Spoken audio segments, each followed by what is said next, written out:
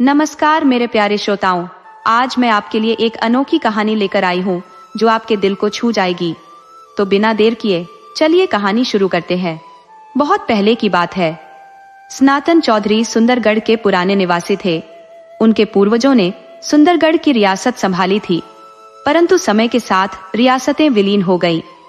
पारिवारिक विभाजन में जमीन भी खंडित हो गई और सनातन बाबू के चाचा और चचेरे भाइयों ने अपनी जमीन बेचकर शहर में बसने का निर्णय लिया।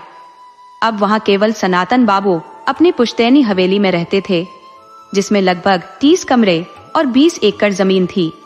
सनातन बाबू अविवाहित थे और उनके साथ केवल उनका पुराना नौकर रामदीन था। दिन भर मालिक और नौकर एक दूसरे के साथ बातें करते रहते थे। जमींदारी के हिसाब किताब के लिए सनातन बाबू ने एक मास्टर को रखा था, जो कि गणित पढ़ाता था और अपनी पत्नी के साथ रहता था। सनातन बाबू के पास एक दुर्लभ रक्त नीलम रत्न था, जिसकी विशेषता थी कि वह दिन में गुलाबी और रात में नीला हो जाता था। विश्व में ऐसे केवल 2 ही रत्न थे, एक ब्रिटिश म्यूजियम में और दूसरा सनातन बाबू के पास। इस रत्न के बारे में तब जानकारी मिली जब लंदन के म्यूजियम वाले नीलम पर एक कार्यक्रम दिखाया गया। इस प्रकार सनातन बाबू को भी इस रत्न की महत्वता का पता चला। खबर फैलते ही मीडिया और अखबार वालों ने उनका इंटरव्यू लिया और रत्न की विशिष्टता फैल गई। हर रविवार को सनातन बाबू ने रत्न को देखने की अनुमति दे दी, परंतु केवल 20 लोगों को। मास्टर जी और रामदीन ने इसकी व्यवस्था संभाली। 6 महीने बाद रत्न का प्रदर्शन बंद कर दिया गया और सनातन बाबू ने कहा कि रत्न बिक गया है। कुछ महीने बाद सनातन बाबू के 4 दोस्त अपनी पत्नियों के साथ उनके घर आने का कार्यक्रम बनाने लगे। सनातन बाबू ने खुशी खुशी उन्हें आमंत्रित किया और रामदीन और मास्टर जी से उनकी व्यवस्था करने को कहा। निश्चित दिन पर मास्टर जी के साथ सनातन बाबू रेलवे स्टेशन गए और अपने मित्रों को लेकर आए। सब लोग वहीं बैठकर ट्रेन का इंतजार करने लगे। ट्रेन आने में अभी समय था। मास्टर जी थोड़ी देर के लिए केबिन के बाहर आ गए, सिगरेट जलाकर स्टेशन पर टहलने लगे। कुछ देर बाद वे वापस लौटे। तब तक अर्दली चाय लेकर आ गया था। चाय के साथ बिस्कुट भी थे। सभी ने मिलकर चाय पी और बातचीत करने लगे। इतने में ट्रेन आने का संकेत मिला तो स्टेशन मास्टर व्यस्त हो गए और सभी प्लेटफॉर्म पर आ गए। ट्रेन आई तो सनातन बाबू और मास्टर जी सतर्क होकर चारों ओर देखने लगे। तभी सामने वाली बोगी से उनके मित्र उतरते दिखे। मास्टर जी दौड़कर उनके पास पहुंचे। मित्र उन्हें देखकर चौंके और नमस्कार किया। यह देखकर सनातन बाबू दूर से बोले, अरे भाई, वो मेरे साथ है, मास्टर जी मेरे सहायक है। सभी ने उनका अभिवादन किया। उनके मित्रों को किराए की गाड़ियों में बिठाकर सभी लोग सनातन बाबू के घर आ गए। यहाँ रामदीन ने सबके लिए चाय नाश्ते की व्यवस्था पहले ही कर रखी थी। सभी को बैठाकर गाड़ियों से सामान निकालकर रामदीन उनके कमरे में रखने लगा। सभी लान में बैठकर चाय नाश्ता करने लगे। सनातन बाबू ने मास्टर जी का परिचय सबसे करवाया। उन्होंने बताया कि ये उनके बचपन के दोस्त हैं। पहले सुकुमार जी और उनकी पत्नी रमा, फिर रजत जी और उनकी पत्नी दीपा, तीसरे नंबर पर गोपाल शंकर जी और उनकी पत्नी आशा, और चौथे नंबर पर बहस्कर चटर्जी और उनकी पत्नी रेवती चटर्जी थे। मास्टर जी ने सबका अभिवादन कर सम्मान प्रकट किया। फिर सभी लोग कोठी के अंदर आए। यहाँ उन्होंने रामदीन से मेहमानों के सभी इंतजाम की जानकारी ली। थोड़ी देर बाद सभी अंदर आ गए तो रामदीन और मास्टर जी ने उन्हें उनके कमरों तक पहुंचाया। अपने अपने कमरों में जाकर सभी ने स्नान किया और ताजगी महसूस की। सनातन बाबू ने पहले ही बता दिया था कि दोपहर का भोजन ठीक 1:30 बजे होगा। सभी ने कमरे में थोड़ा आराम किया और 1:15 बजे एक एक करके डाइनिंग रूम में आ गए। भोजन के बाद 2 बज गए। तभी सुकुमार जी ने प्रस्ताव रखा कि हल्की सर्दियों के दिन है तो क्यों न सुंदरगढ़ की सैर की जाए। सभी ने सहमति दी, मगर सनातन बाबू बोले, भाई मुझे माफ करो, मुझे दोपहर में सोने की आदत है, मैं नहीं जा पाऊंगा, लेकिन मास्टर जी आपको घुमा लाएंगे। सभी तैयार होकर निकल पड़े। उन्हें लौटते लौटते शाम हो गई। लगभग 5:30 बजे कोठी में वापस आ गए। हल्की सर्दी पड़ने लगी थी, सो रामदीन ने लकड़ी वाली बड़ी सी अंगीठी जलाकर लान में छतरी के नीचे सजा दी। सभी आकर वहीं बैठ गए। रामदीन बोला, आप लोग यहीं बैठो, मैं चाय और गर्म पकौड़े लाता हूँ। सभी बैठ गए। भीतर से सनातन बाबू भी आ गए। तभी रामदीन गर्म चाय और पकौड़े ले आया। चाय नाश्ता करते हुए सभी गपशप करने लगे। शाम ढलते ही सभी अंदर आ गए। सनातन बाबू ने पूछा कि डिनर कब करेंगे। सुकुमार जी बोले, भाई हम लोग लेट डिनर करते हैं, रात 10 बजे के आसपास महफिल जमाएंगे और उसके बाद ही डिनर होगा। सभी ने सहमति दी। तय हुआ कि सभी 10 बजे डाइनिंग हॉल में आ जाएंगे। सभी अपने अपने कमरों में चले गए। रात 10 बजे सभी डाइनिंग हॉल में इकट्ठा हो गए। शराब का कोई प्रबंध नहीं था। हाँ, कोल्ड ड्रिंक जरूर था। भुने काजू, पनीर के पकौड़े और चिकन टिक्का भी था। सभी साथ बैठे और पुरानी यादों के साथ हंसी मजाक का दौर चला। समय धीरे धीरे अपनी धारा में प्रवाहित हो रहा था। अचानक गोपाल नस्कर जी बोले, भाई सनातन, तुम्हारे पास वह अनमोल रत्न है, क्या हमें नहीं दिखाओगे? यह सुनकर रजत बाबू ने चुटकी लेते हुए कहा, रहने दो गोपाल, शायद उसने वह रत्न भेज दिया है, अब हमें कहां से दिखाएगा? सनातन बाबू हंसते हुए बोले, अरे भाई, वह तो इस मास्टर जी ने सुझाया था कि भीड़ से निजात पाने के लिए ये अफवाह फैला दी जाए। सच तो ये है कि वह रत्न आज भी मेरे पास ही है। तुम लोगों को क्यों नहीं दिखाऊंगा? तुम लोग तो मेरे अभिन्न मित्र हो, ऐसा सोचना भी मत। यह सुनकर रमा और दीपा ने एक साथ कहा, भाई साहब, हम सभी उसे देखने को उत्सुक हैं, कृपया दिखाइए ना। सनातन बाबू बोले, थोड़ा ठहरिए, मैं अभी लाता हूँ। उन्होंने मास्टर जी को संकेत किया और अपने कमरे में आ गए। कमरे में पहुंचकर उन्होंने मास्टर जी को दरवाजा बंद करने को कहा और स्वयं दीवार में लगी लोहे की अलमारी के सामने पहुंचे। उन्होंने जेब से चाबियों का गुच्छा निकालकर एक चाबी घुमाई, फिर दूसरी चाबी लगाई और अंततः तीसरी चाबी लगाने पर अलमारी का ताला खुला। सनातन बाबू ने अलमारी से एक नक्काशीदार लकड़ी की सुंदर छोटी संदूकची निकाली, उसे टेबल पर रखा और भीतर से एक सुनहरी चाबी निकाली। उस चाबी से उन्होंने अपनी सामान्य अलमारी के भीतर बने सेफ को खोला। जैसे ही सेफ खुला, लकड़ी से बनी डिब्बी निकालते ही पूरा कमरा चंदन की महक से भर गया। उन्होंने मास्टर जी को डिब्बी पकड़ाई और स्वयं सुनहरी चाबी से सेफ को बंद कर दिया। इसके बाद वे लोग बाहर डाइनिंग हॉल में आ गए। हॉल में आकर सनातन बाबू ने सभी को वह दिव्य रत्न दिखाया। सभी ने उस रत्न को बारी बारी से हाथ में लेकर देखा और चंदन की महक से मुग्ध हो गए। भास्कर बाबू ने पूछा, क्या इस रत्न को चंदन में ही रखना जरूरी है? सनातन बाबू बोले, हाँ भाई, अगर इसे दिन भर कम से कम 12 घंटे तक चंदन की डिब्बी में नहीं रखा गया तो इसकी रंग बदलने की खूबी समाप्त हो जाएगी। इसलिए हमारे पूर्वजों ने इसे स्थायी रूप से चंदन की डिब्बी में रखने की व्यवस्था की थी। रत्न देखकर सभी प्रसन्न हो गए। इसके बाद सबने डिनर की तैयारी शुरू की। सनातन बाबू अपने कमरे में उस दिव्य रत्न को वापस रखने चले गए। जैसे ही वे अपनी कुर्सी पर बैठे, लाइट चली गई। सभी चौंक गए, लेकिन 5 मिनट में ही लाइट वापस आ गई। डाइनिंग टेबल पर एक सुंदर सा केक रखा था और उस पर एक मोमबत्ती जल रही थी। तभी सभी लोग मिलकर सनातन बाबू को जन्मदिन की बधाई देने लगे और केक काटने को कहा। सनातन बाबू ने आश्चर्य से कहा, अरे, तुम लोगों को याद था? चारों दोस्तों ने एक साथ कहा, हाँ मित्र, और इसीलिए हम मास्टर जी को लेकर बाहर गए थे सारा इंतजाम करने के लिए। इसके बाद सभी ने मिलकर भोजन किया। कुछ दिन वहां छुट्टी बिताकर सनातन बाबू के चारों मित्र वापस चले गए। कुछ समय बाद एक दिन दोपहर में जब सनातन बाबू भोजन कर रहे थे, रामदीन रसोई में था। तभी 2 गुंडे नुमा युवक घर में घुस आए और सनातन बाबू को धमकाते हुए बोले, सुनो चाचा, भलाई इसी में है कि हमारी बात मानकर ये बिल्डिंग उस सेठ को बेच दो। वह अच्छा दाम दे रहा है, वरना बाद में पछताना पड़ेगा। ये धमकी सुनकर रामदीन घबरा गया। एक गुंडे सनातन बाबू को धमका कर चले गए। रामदीन ने आकर सनातन बाबू को संभाला।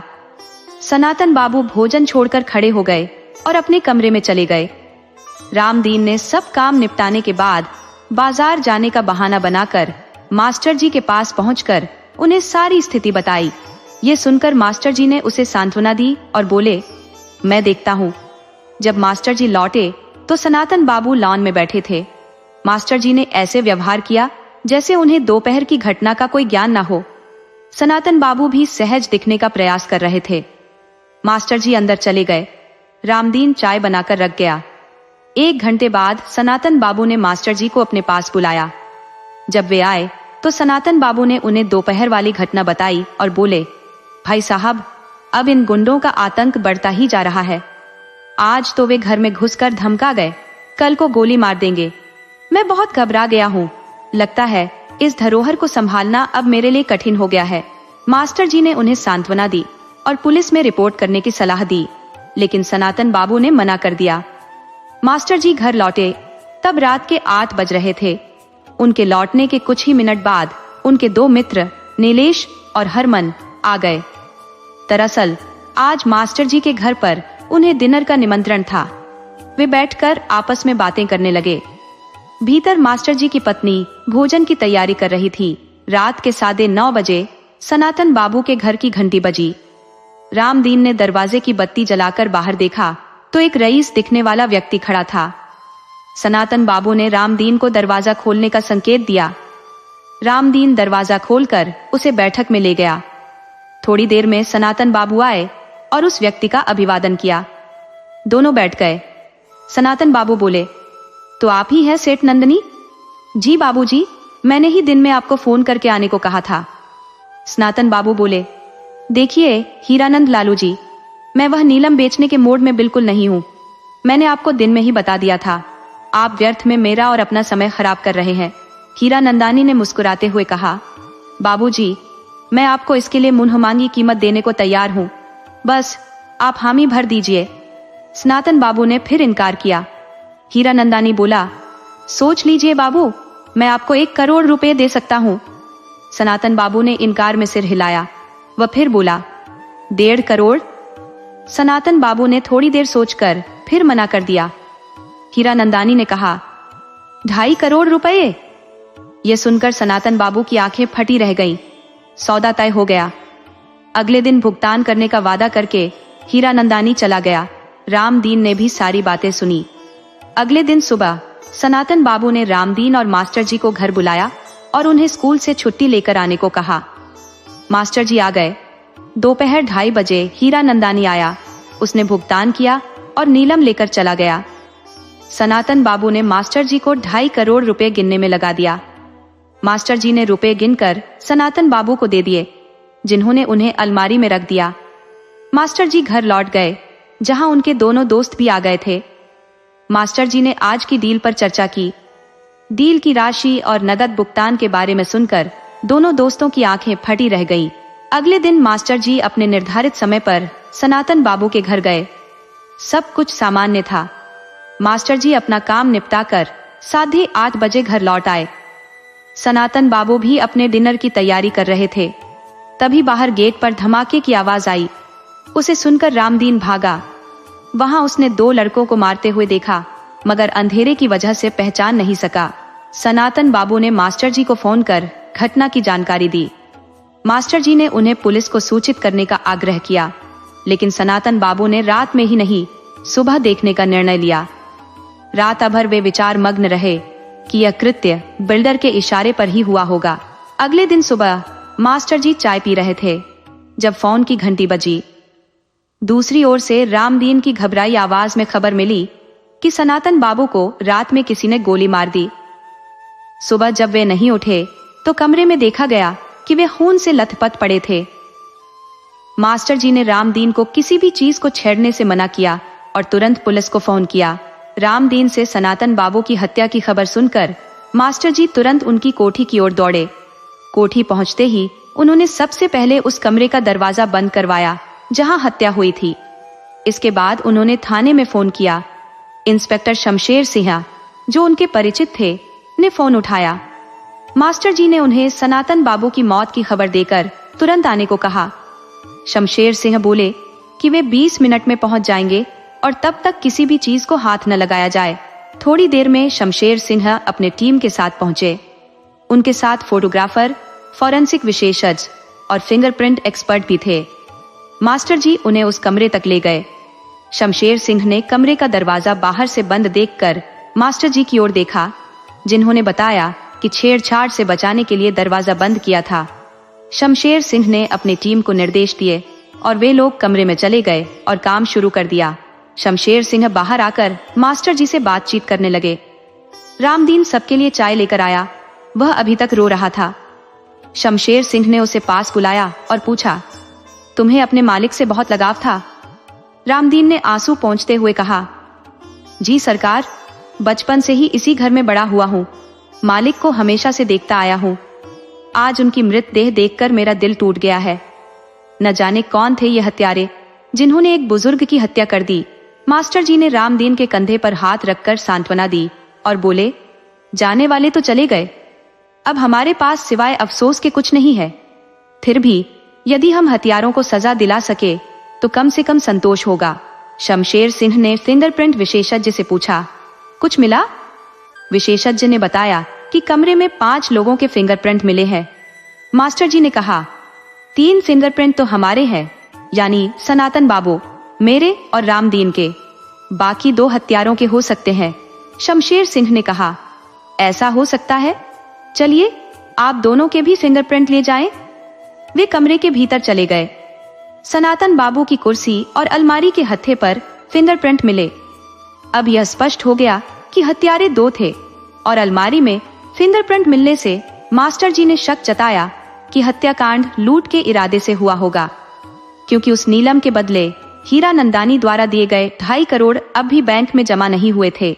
मास्टर जी ने जब सनातन बाबू के घर में 2.5 करोड़ नकद की मौजूदगी की जानकारी इंस्पेक्टर शमशेर सिंह को दी तो वह आश्चर्यचकित रह गए। उन्होंने मास्टर जी से पूरी घटना विस्तार से बताने का अनुरोध किया।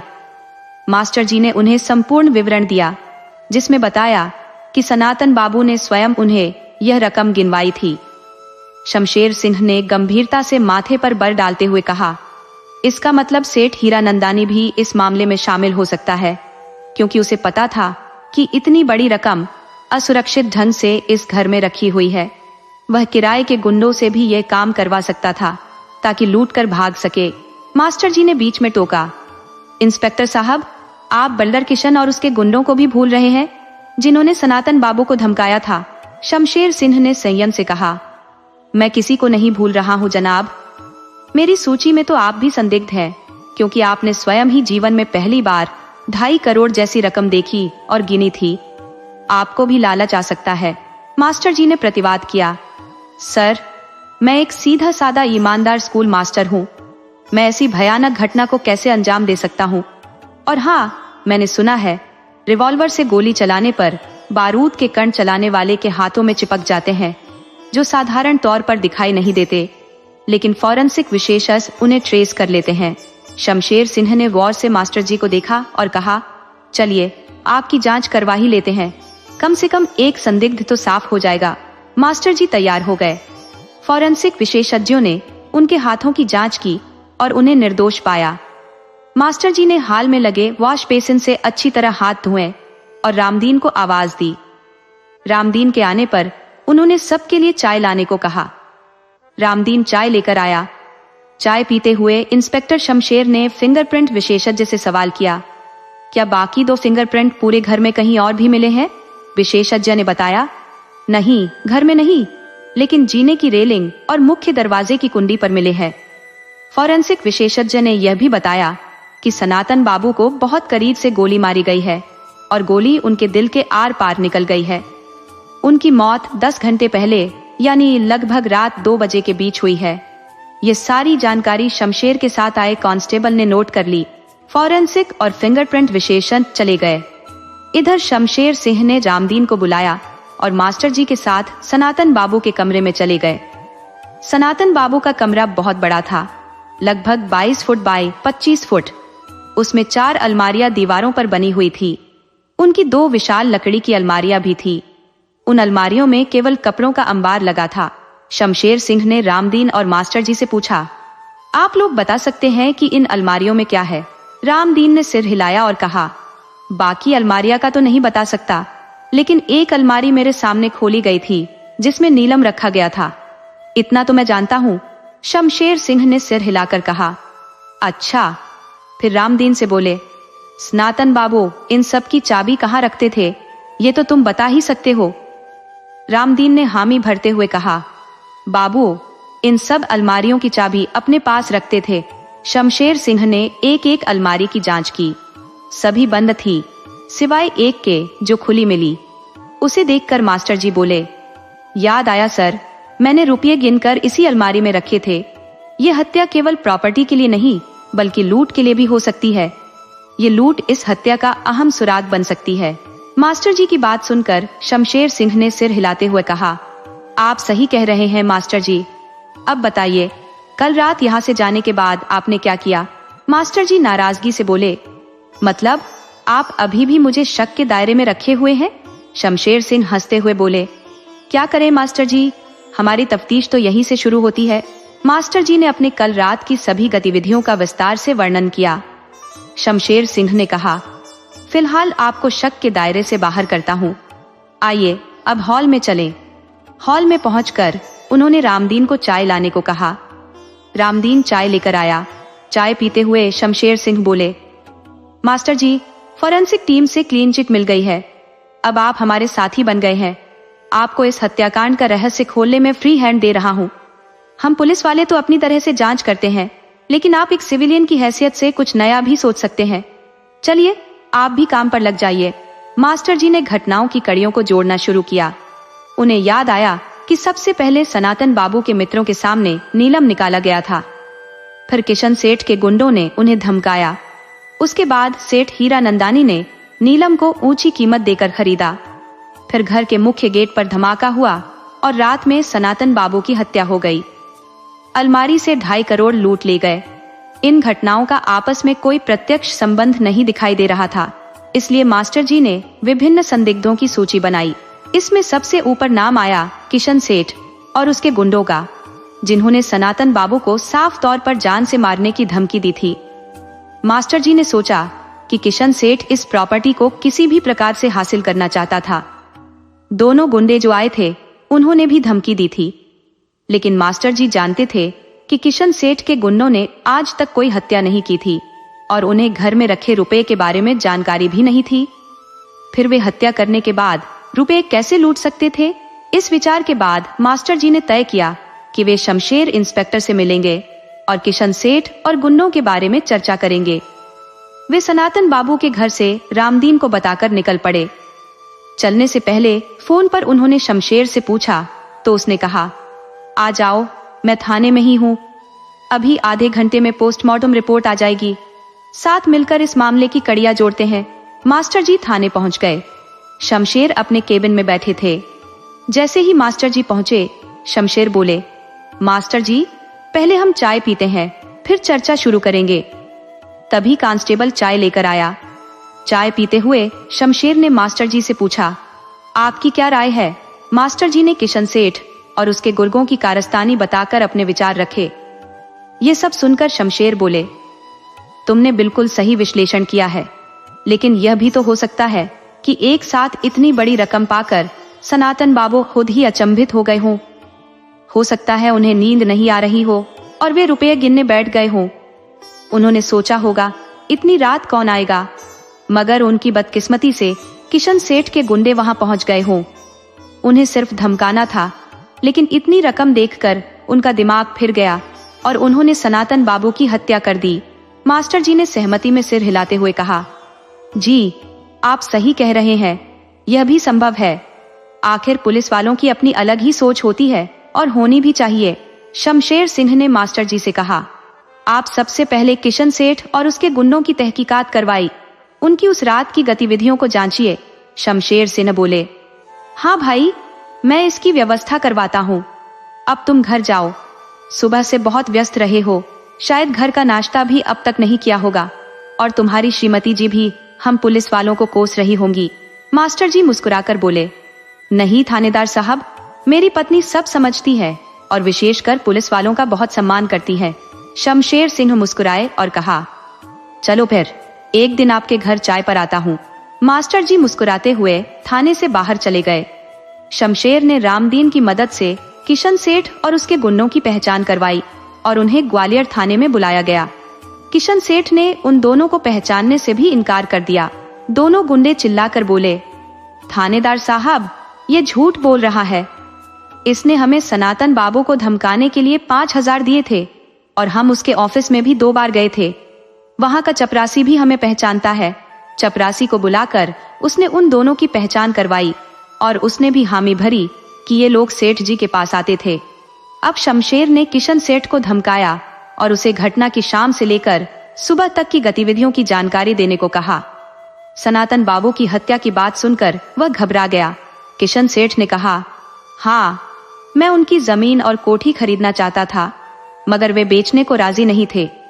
तब मैंने उन्हें धमकाकर प्रॉपर्टी बेचने पर मजबूर करने की सोची और इन दोनों का सहारा लिया।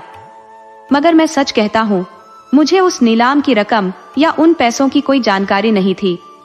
इन दोनों को यदि किसी प्रकार से भनक लगी हो तो मैं नहीं जानता। उसने अपनी उस दिन की सारी गतिविधियों की जानकारी इंस्पेक्टर को दे दी। शमशेर ने किशन सेठ की गतिविधियों का परीक्षण करवाया और उसकी बात सही निकली। उसे संतुष्ट होकर शमशेर ने छोड़ दिया, मगर उसके दोनों गुर्गों को अभी तक लॉकअप में रखा गया। शमशेर का मानना था कि हो सकता है किसी प्रकार से इन लोगों ने नीलाम की रकम की जानकारी पाली हो और लालच में आकर सनातन बाबू को लूटने की योजना बनाई हो। उनके विरोध करने पर उन्होंने सनातन बाबू की हत्या कर दी हो। शमशेर ने किशन सेठ को छोड़ने और उन दोनों गुंडों को रोक कर रखने की जानकारी मास्टर जी को फोन पर दे दी। यह सुनकर मास्टर जी सोचने लगे कि ये सिर्फ दोनों गुंडों का काम नहीं हो सकता। उनकी अकेले इतनी हिम्मत नहीं हो सकती, क्योंकि आज तक उन्होंने हल्की फुल्की लूटपाट के अलावा कोई बड़ी चोरी या डकैती नहीं की थी। फिर इतनी बड़ी रकम लूटने के बाद वे भाग नहीं सकते थे। मास्टर जी की नजर अब सेठ हीरानंदानी पर थी, जिन्होंने नीलाम खरीदा था और जिन्हें रकम घर पर होने की जानकारी थी।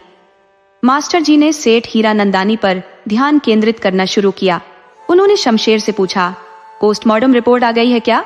शमशेर ने कहा, हाँ। जब मास्टर जी ने रिपोर्ट के बारे में पूछा तो शमशेर ने बताया, कोई नई बात नहीं पता चली। पॉइंट ब्लैंक रेंज से गोली सीने में लगी थी, जो मौत का कारण बनी। कोई छीनाज पट्टी या हाथापाई के निशान नहीं है। यह सुनकर मास्टर जी बोले, मतलब सनातन बाबू को पता ही नहीं चला कि हत्यारे कौन थे? शमशेर ने कहा, ऐसा नहीं है मास्टर जी। जब हम सनातन बाबू के कमरे की तलाशी ले रहे थे तब मुझे एक टूटा हुआ बटन दिखाई दिया। उस वक्त उसे मैंने कोई तवज्जो नहीं दी थी, परंतु उसे सीजर रिपोर्ट में दर्ज करा दिया। वह यही मालखाने में सनातन बाबू की चीजों के साथ ही होगा। ये बटन मिलने की बात आई गई हो गई। मास्टर ने शमशेर से कहा, मेरी नजर में अगले संदिग्ध सेठ हीरानंदानी है, क्योंकि उन्होंने ही पता किया था कि नीलम खरीदने के बाद उस रात सनातन बाबू के पास 2.5 करोड़ नकद रखे हुए थे, और हाँ, उन्हें उस अलमारी की भी जानकारी थी जहां पैसे रखे गए थे।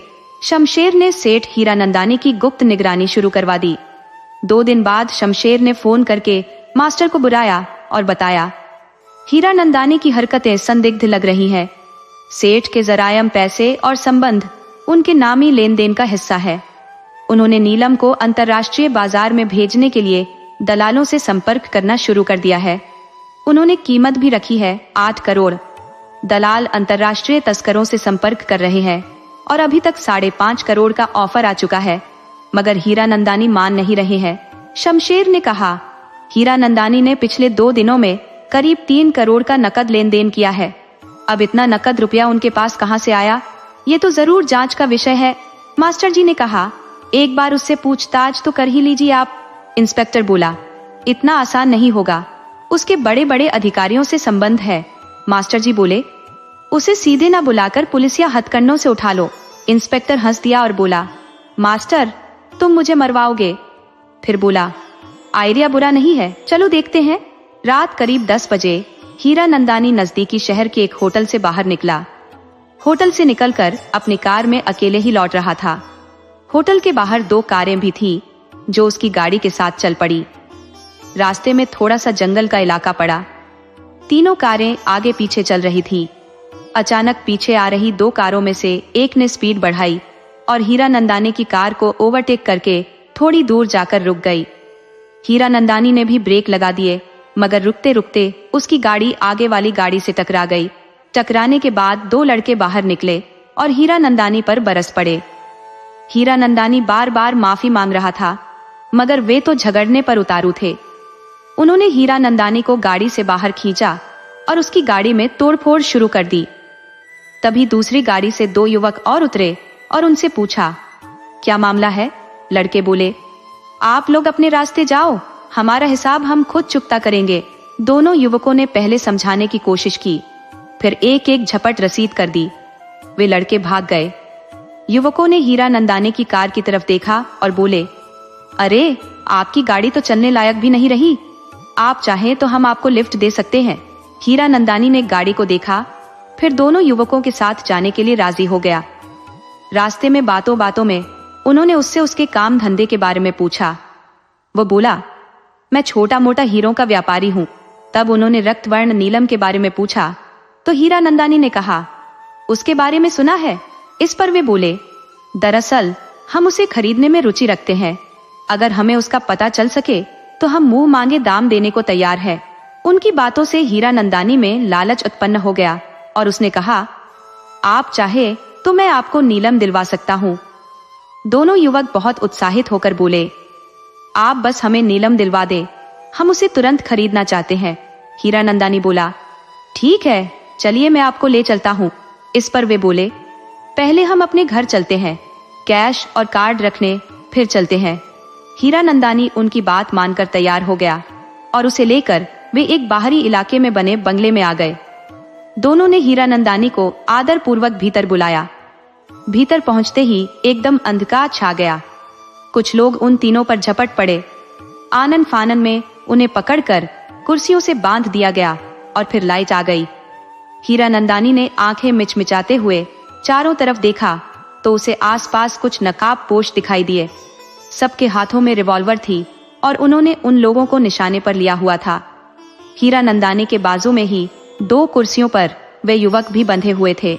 नकाबपोशों में से एक लंबे चौड़े पहलवान टाइप के व्यक्ति ने आगे बढ़कर हीरा नंदानी से पूछा, सेठ, सनातन बाबू से जो नीलम खरीदा था वो कहाँ है? हीरा नंदानी बोला, वह तो मेरे बैंक के लॉकर में है। जब उसने पूछा कि जो 2.5 करोड़ तुमने उसकी हत्या कर लूटे हैं वे कहाँ है, तो हीरा नंदानी चौंक कर बोला, मैंने कोई रुपया नहीं लूटा, मैंने तो उन्हें नकद भुगतान किया और नीलम लेकर सीधा अपने घर आ गया। नकाबपोश फिर बोला, और उस रात को ही तुमने प्लान बनाकर अपने गुंडों के साथ वापस आकर रुपए लूट लिए। हमारे पास पुख्ता जानकारी है, जल्दी बताओ रुपए कहाँ है, वरना तुम्हारी खोपड़ी उड़ा दूंगा। हीरा नंदानी ने कहा, आप लोग विश्वास क्यों नहीं करते? मैंने कोई रुपये नहीं लूटे, मैं तो नीलम खरीद कर वापस आ गया और अगले दिन जब सनातन बाबू की हत्या हुई तो मैं ट्रेन में था, क्योंकि मैं नीलम के सौदे की बात करने पड़ोसी शहर गया था। तब नकाबपोश बोला, सेठ, तुम सीधे सीधे हमें बता 2.5 करोड़ कहाँ है? हमें सिर्फ नगद रुपए चाहिए, नीलम तुम रख लो, अगर नहीं बताया तो मैं तुम्हारी खोपड़ी उड़ा दूंगा। हीरा नंदानी रोने लगा। पोस्ट आगे बढ़कर उसे समझाने के भाव से बोला, देखो सेठ, हमें सिर्फ रुपयों की जरूरत है, सीधे तौर पर बता दो, वरना अभी के अभी तुम्हारी खोपड़ी उड़ा दूंगा। हीरा नंदानी बड़े ही दयनीय स्वर में रोते हुए बोला, भाई साहब, आप चाहे मेरी जान ले लो, मगर जो चीज मैंने ली ही नहीं है उसे मैं कैसे लौटा सकता हूँ? हाँ, आप चाहो तो मेरी जान बख्शने के बदले मुझसे वह नीलम ले लो, उसे खरीद कर मेरी तो जान पड़ी बनाई है। नकाबपोश ने दूसरे साथी की ओर देखा। उसने सिर हिलाकर कुछ इशारा किया तो नकाबपोश बोला, आज रात तक का वक्त हम तुम्हें देते हैं सेठ, अच्छी तरह सोच लो, कल सुबह हम फिर दोबारा आएंगे, तब तक हमारे साथ तुम मेहमान बनकर रहोगे। ये सुनकर वे दोनों युवक जिन्होंने हीरा नंदानी को लिफ्ट दी थी बोले, भाई, हमने तुम्हारा क्या बिगाड़ा है? हमने तो इस मजबूर सेठ की सहायता की थी, इसलिए उसे लिफ्ट दी थी, अब हमें तो छोड़ दो। नकाबपोश ने अपने साथियों को इशारा किया तो एक नकाबपोश आगे बढ़कर उन्हें खोल दिया। नकाबपोश ने हिदायत दी, चुपचाप अपने कमरे में चले जाओ, कोई हरकत नहीं, वरना गोली सीधे सर पर लगेगी। दोनों युवक चुपचाप वहां से चले गए। कमरे में सिर्फ सेठ रह गया। इधर दूसरे कमरे से आकर नकाबपोशों ने नकाब उतार दिए तो सामने मास्टर और शमशेर और पुलिस के जवान दिखाई दिए। शमशेर ने मास्टर से पूछा, अब क्या कहते हो? मास्टर बोला, जरा पिछले शहर के उस ट्रेन के आने का समय और उस शहर में उस ट्रेन के पहुंचने के समय के सीसीटीवी फुटेज निकलवाई जाए, पता चल जाएगा कि सेठ झूठ बोल रहा है या सच। शमशेर ने फुटेज प्राप्त करने की व्यवस्था कर दी। 3 घंटे में फुटेज प्राप्त हो गई और सेठ की बात सही साबित हुई, मतलब सेठ को भी क्लीन चिट मिल गई। सेठ को 1 घंटे बाद छोड़ दिया गया। और मास्टर शमशेर फिर इस हत्या को सुलझाने की तरकीब सोचने लगे। शमशेर ने मास्टर से कहा, मास्टर जी, हमारी नजर में जो संदिग्ध थे हम तो सबकी जांच कर चुके हैं, लगता है हम कहीं पर चूक कर रहे हैं। मास्टर जी बोले, मैं भी ऐसा ही सोच रहा हूं। चलिए हम थाने चलते हैं और एक एक करके सभी प्राप्त सबूतों का फिर से विश्लेषण करते हैं। दोनों थाने आ गए। शमशेर ने चाय मंगवाई। चाय पीने के बाद शमशेर बोला, मास्टर, सुबह हो गई है, आज इतवार है, आप घर जाकर थोड़ा आराम कर लो, फिर शहर में भोजन करके थाने आ जाना, तब इस बारे में सोचेंगे। मास्टर अपने घर चला गया। उसकी पत्नी भी उसके इंतजार में रात में ठीक से सो नहीं पाई थी, इसलिए वह थोड़ी देर आराम करने चली गई। लगभग 10 बजे उठकर उन्होंने चाय पी और फिर नाश्ता करने बैठी। मास्टर की पत्नी ने गर्मा गर्म पूरी और आलू की सब्जी बनाई थी। नाश्ता करने के बाद मास्टर की नजर सामने वाली दीवार पर टंगी फोटो पर गई। वह लगभग 1 साल पुरानी फोटो थी। उस फोटो में मास्टर और उसके दोनों दोस्त हरमन और नीलेश उसके साथ थे। सबसे आगे हरमन था, उसके पीछे गले में हाथ डाले नीलेश और उसके पीछे मास्टर था। हरमन ने लाल धारीदार शर्ट पहनी हुई थी। उसमें जो बटन थे वे काले रंग के थे, जिन पर गोल्डन धारी बनी हुई थी, जिन्होंने उन बटनों को एक अलग ही आकर्षक लुक दे रखा था। उस फोटो को उसकी पत्नी अलका ने खींचा था। मास्टर बोला, अलका, तुम्हें याद है ये तस्वीर तुमने पिछले साल खींची थी, जब हरमन और नीलेश के पहले प्रोजेक्ट पर अपना घर का मुहूर्त किया था। अलका कहने लगी, हाँ याद आया, उस दिन हम सभी वहां गए थे। फिर कुछ याद करते हुए बोली, हाँ, उस रात में हमारे घर भोजन करते हुए वे लोग बता रहे थे ना कि आजकल उनकी साइट पर काम रुका हुआ है क्योंकि फंड की दिक्कत आ रही है। इन्वेस्टर्स मार्केट की मंदी को देखते हुए पीछे हट रहे हैं और उनके पास भी इतनी रकम नहीं है कि वे प्रोजेक्ट को चालू रख सके। हरमन भाई तो कह रहे थे कि उन्होंने अपनी सारी जमा पूंजी इस प्रोजेक्ट पर लगा दी है, और नीलेश भी बोल रहा था कि उसके पास अब पैसे नहीं बचे हैं। ऊपर से उन्होंने वहां मकान बुक करवाया है। वहां के मकान वाले भी दबाव डाल रहे हैं कि प्रोजेक्ट जल्दी से पूरा किया जाए। मास्टर को सारी बातें याद आ गई। खैर, नाश्ता खत्म होने के बाद ये टॉपिक भी खत्म हो गया। अलका ने पूछा, सनातन बाबू के हत्यारों का कुछ पता चला? मास्टर जी बोले, नहीं यार, अभी तक पुलिस अंधेरे में ही हाथ पैर मार रही है। जिन लोगों पर शक था सबको टटोलने के बाद भी खाली हाथ है, अभी कुछ भी पल्ले नहीं पड़ा। यह सुनकर अलका ने गहरी सांस ली और बोली, पता नहीं कौन मिशंस हत्यारे हैं जो एक भले मानस का खून कर छिप गए। मास्टर जी बोले, मैं भी यही सब सोच सोच कर परेशान हूँ। देखो, भगवान सहायता जरूर करेंगे। तभी टेलीफोन की घंटी बजी। अलका ने फोन उठाया। वह मास्टर से बोली, थाने से फोन है, शमशेर जी आपसे कुछ पूछ रहे हैं। मास्टर जी ने रिसीवर लेकर कहा, जी हुक्म कीजिए सरकार। उधर से शमशेर की आवाज आई, आराम कर लिया हो तो आ जाओ। मास्टर जी, आज सुबह सुबह उमस और उस पर एसपी साहब की डांट खाना बस रह गई है। सेठ जी के केस पर जल्दी से जल्दी कार्रवाई की जाए, वरना किशन सेठ और हीरा नंदानी के मामले में हमारी कार्य प्रणाली पर भी सवाल उठा रहे हैं। खासकर हीरा नंदानी के मामले में तो वे बिल्कुल ही फूट पड़े हैं। मेरा ट्रैक रिकॉर्ड बढ़िया है, वरना सस्पेंशन नहीं तो ट्रांसफर तो निश्चित ही था। उन्होंने मुझे 3 दिन का वक्त दिया है।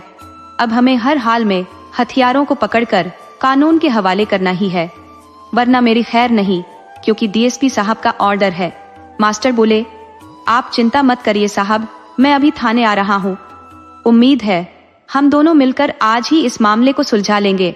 शमशेर ने कहा, तो जल्दी आओ, मैं इंतजार कर रहा हूँ।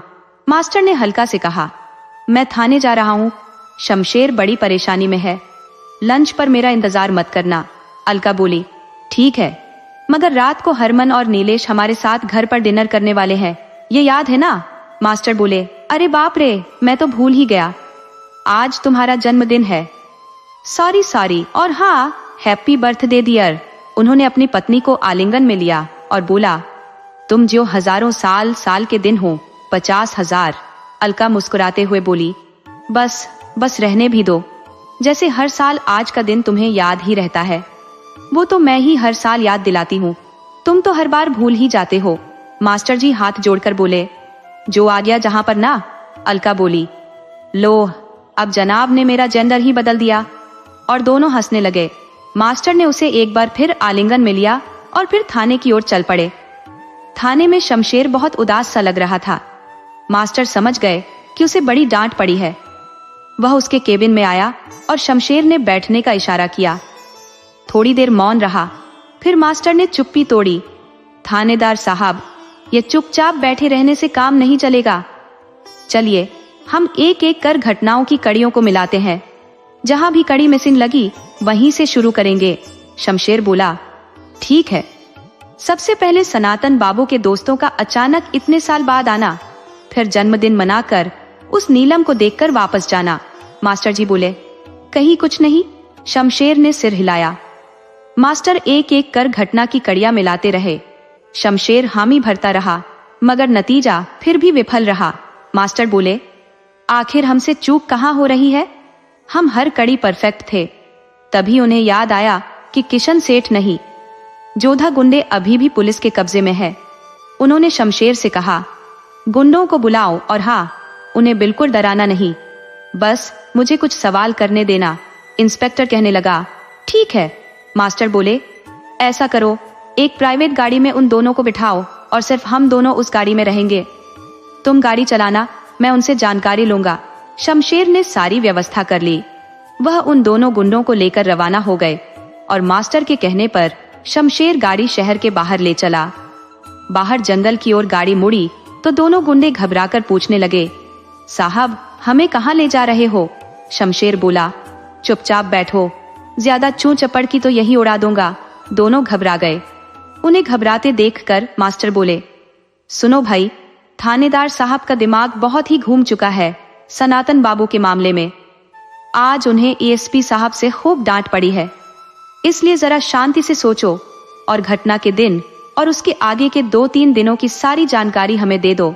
हमें मालूम है कि तुम लोग पिछले 1 महीने से सारा दिन रात उनके घर की निगरानी कर रहे हो। कौन कौन उनके यहाँ आया और कौन कौन उनके घर से गया, सब कुछ बता दो। अगर कुछ भी गलत बोले तो ये पागल अफसर तुरंत गोली चला देगा। मास्टर की बात सुनकर दोनों और घबरा गए। उन्होंने एक दूसरे को देखा और आंखों आंखों में कुछ इशारे किए, फिर एक एक कर सवाल कहने लगे। मास्टर जी गौर से सब सुन रहे थे। उन दोनों ने बताया कि ज्यादातर उस घर में कोई आता जाता नहीं, मगर सेठ हीरा नंदानी जरूर वारदात के 2 दिन पहले रात में सनातन बाबू से मिलने आया था। उस दिन के बाद से रामदेव, जो अधिकतर अपने घर की चारदीवारी में समय व्यतीत करता था, अचानक अनजाने स्थानों की ओर अग्रसर होने लगा।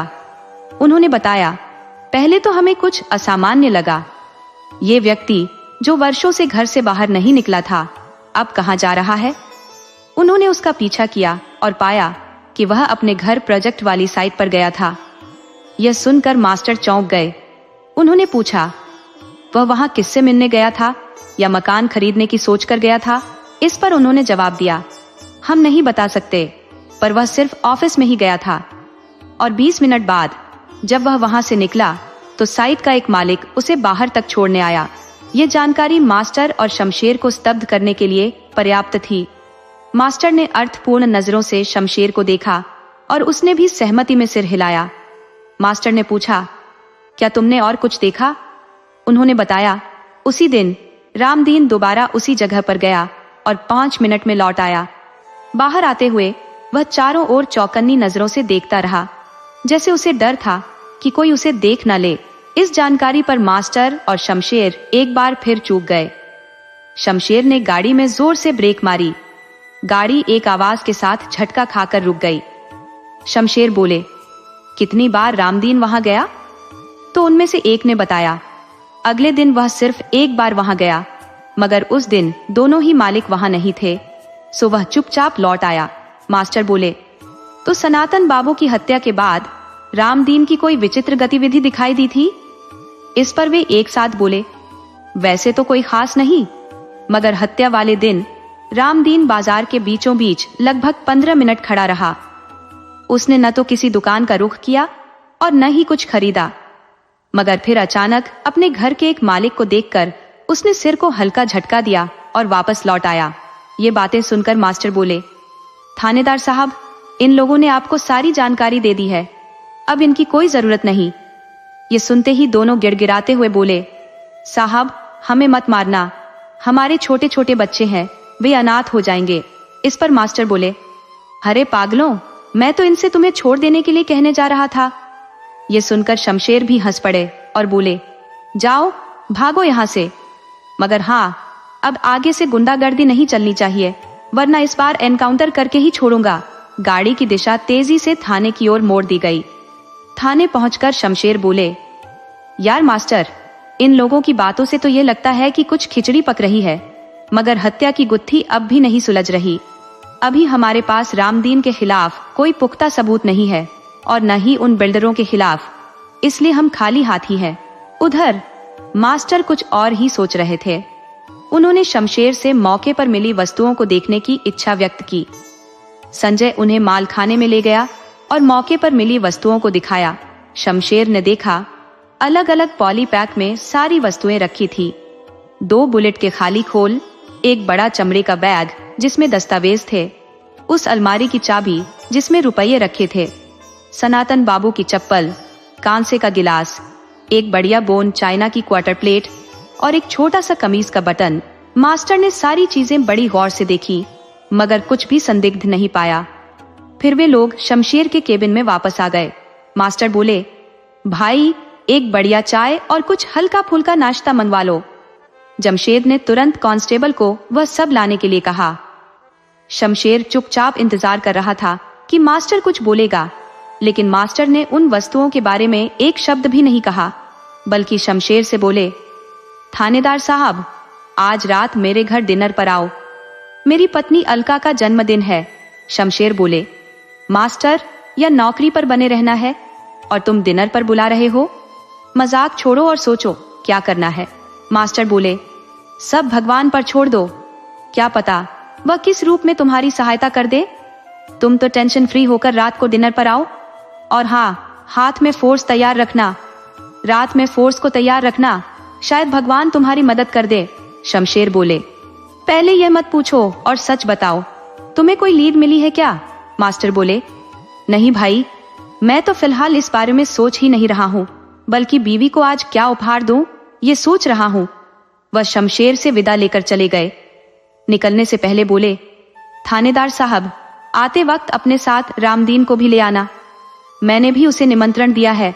शाम को मास्टर के घर पर एक एक करके मेहमान आने लगे। सबसे पहले हरमन और नील आए। हरमन ने आज मास्टर के अनुरोध पर वही शर्ट पहनी थी जिसे वे उन तीनों दोस्तों की फोटो में पहने हुए थे। दरअसल यह शर्ट मास्टर की बहुत फेवरेट थी और खास मौकों पर वह हरमन को यही शर्ट पहनने के लिए कहता था, इसलिए हरमन ने आज भी उनके अनुरोध को स्वीकार करके पहन ली। फिर थोड़ी देर बाद ही शमशेर अपने साथ रामदीन को लेकर आ गए। उनके पीछे एक व्यक्ति और थोड़ा सहमा हुआ सा आया। उसे देखते ही मास्टर बोले, अरे मुश्ताक, आओ भाई, संकोच मत करो, इसे अपना घर समझो। वह थोड़ा सकुचाते हुए भीतर आ गया। उसे आते देखकर सभी ने उसे अपरिचित नजरों से देखा, सिवाय रामदीन के। ये देखकर मास्टर बोले, मैं परिचय करवा दूं, ये मेरा परिचित है, इसका नाम मुश्ताक है, पेशे से ऑटो ड्राइवर है और मेरे खास अनुरोध पर आज इस पार्टी में शामिल हुआ है। शमशेर ने उसे घूर कर देखा तो बेचारा एकदम सहम सा गया। ये देखकर मास्टर बोले, थानेदार साहब, इस वक्त आप कृपया पुलिसिया तेवर छोड़कर सामान्य हो जाइए। यह सुनकर सब हंसने लगे। पार्टी शुरू हो गई। चाय नाश्ता के साथ गपशप और उपहार देने का सिलसिला चलने लगा। थोड़ी देर बाद शमशेर की निगाहें मास्टर पर टिक गईं। मास्टर ने हल्के से सिर हिलाकर उसे दिलासा दिया। तभी अलका बोली, चलो, भीतर वाले कमरे में खाने की व्यवस्था की गई है। सब लोग भीतर आ गए। खाना खाकर सब लोग उसी कमरे में बैठ गए। बाहर ठंड का एहसास पड़ने लगा था। अलका ने मास्टर को इशारे से मुख्य द्वार बंद करा दिया और शमशेर से रहा नहीं गया। वह बोले, मास्टर, पार्टी खत्म होने को आई, अब तो बताओ कि हम सबको इस प्रकार इकट्ठा करने की क्या वजह है? क्योंकि मैं जान गया हूं कि आज भाभी जी का जन्मदिन नहीं है, बल्कि अगले महीने है। आज जब मैं अपनी पर्सनल डायरी पलट रहा था, तभी महत्वपूर्ण तारीखों पर नजर पड़ी और देखा कि भाभी जी का जन्मदिन अगले महीने है। मास्टर बोले, थानेदार बाबू, तुम्हारी अक्ल की दाद देता हूँ। सचमुच आज अलका का जन्मदिन नहीं है, बल्कि आज की पार्टी तुम्हारी जीत की खुशी में है। क्योंकि तुम्हें इस पार्टी में सनातन बाबू के हत्यारों को गिरफ्तार करना है। ये सुनकर शमशेर चौंक पड़े और बोले, मास्टर, तुम्हारा दिमाग तो ठीक है ना? इस वक्त कौन है? सभी तो जाने पहचाने लग रहे हैं। मास्टर बोले, पहले थाने फोन करके फोर्स बुलवा लो। शमशेर ने थाने फोन कर दिया। उधर सब आपस में फुसफुसाने लगे। सिर्फ मुश्ताक ही बेचारा अलग थलग खड़ा था। शमशेर अचानक उस पर झपटा। तभी मास्टर ने उसे रोका और कहा, नहीं नहीं, मुश्ताक हत्यारा नहीं है। हत्यारे 2 नहीं 3 है। शमशेर रुक गए। तभी कांस्टेबल ने आकर थाने से फोर्स आने की सूचना दी। मास्टर बोले, थानेदार साहब, हरमन, नीलेश और रामदीन को गिरफ्तार कर लो, यही हत्यारे हैं। सब लोग चौंक पड़े। इधर ये तीनों भागने की कोशिश करने लगे, मगर शमशेर के इशारे पर सिपाहियों ने उन्हें पकड़ लिया। शमशेर बोले, पूरी बात बताओ मास्टर। मास्टर ने बताया, इस हत्याकांड की योजना 3 हफ्ते पहले ही बनाई गई थी। जब से रामदीन को उस नीलम के बारे में पता चला, दरअसल रामदीन सनातन बाबू का बहुत ही विश्वास पात्र नौकर था और सनातन बाबू के दोस्तों से नीलम की तारीफ और उसकी दुर्लभता के बारे में सुन चुका था। रामदीन को अपना घर प्रोजेक्ट में मकान लेने की इच्छा थी। मकान की कीमत सुनकर वह घबरा गया और वापस लौटने की सोच रहा था, मगर उसने सोचा कि एक बार मालिक लोगों से मिल लो, शायद कुछ राहत मिल जाए। वह उनके ऑफिस की ओर गया तो बाहर से उसने हरमन और नीलेश की बातें सुन ली। हरमन और नीलेश आपस में चर्चा कर रहे थे कि फंड की कमी के कारण प्रोजेक्ट रुक गया है। जल्दी से पैसों की व्यवस्था नहीं हुई तो लाखों का नुकसान हो जाएगा। ये सुनकर रामदीन के दिमाग में एक ख्याल आया। उसने उनके केबिन में जाकर उनसे मुलाकात की और उन्हें उस दुर्लभ नीलम के बारे में बताया और बोला कि उसे लूटने में वह उनकी मदद कर सकता है। बदले में उसे नीलम का 1/3 दाम और एक मकान दिया जाए। इन दोनों ने सोचने का समय मांगा। 1 हफ्ते बाद वे तैयार हो गए, प्लान बनाने लगे। तभी उनके भाग्य से सेठ हीरा नंदानी ने नीलम 2.5 करोड़ में खरीद लिया और उसी रात उनका लूट का प्रोग्राम था। सो रामदीन ने मुख्य दरवाजा खुला छोड़ दिया और खुद भी उस दिन वहीं रुक गया। आधी रात में नीलेश और हरमन पहुंचे और सनातन बाबू को धमकाया। इनके साथ रामदीन को देखकर सनातन बाबू चौंके थे, इसलिए उनके चेहरे पर आश्चर्य के भाव थे। हरमन ने जब उनसे चाबी छीनने की कोशिश की, तभी हाथापाई में उनके साइड का बटन टूट कर गिर गया। आज आप देख सकते हैं कि हरमन की शर्ट में एक बटन अनमैच्ड लगा हुआ है। नीलेश ने गोलियां चलाई तो रामदीन ने अलमारी खोलकर नीलम उन्हें सौंप दिया। शमशेर बोले, मुश्ताक का क्या रोल है? मास्टर बोले, मुझे इस केस को सुलझाने में सबसे बड़ी मदद मुश्ताक ने ही की है। पहली लीड उसी ने दी थी। दरअसल ये वही ऑटो ड्राइवर है जिसने 2 बार रामदीन को अपना घर की साइट पर और 1 बार हरमन के घर पर पहुंचाया था। शमशेर ने तीनों को गिरफ्तार कर लिया और मास्टर का धन्यवाद दिया। उसकी मदद से यह केस डेडलाइन से पहले ही हल हो गया। अगले दिन एसपी साहब ने शमशेर को बधाई दी और अखबारों में इस केस को हल करने वाले जीनियस के रूप में इंस्पेक्टर के गुणगान किए गए और उनकी तारीफ की गई।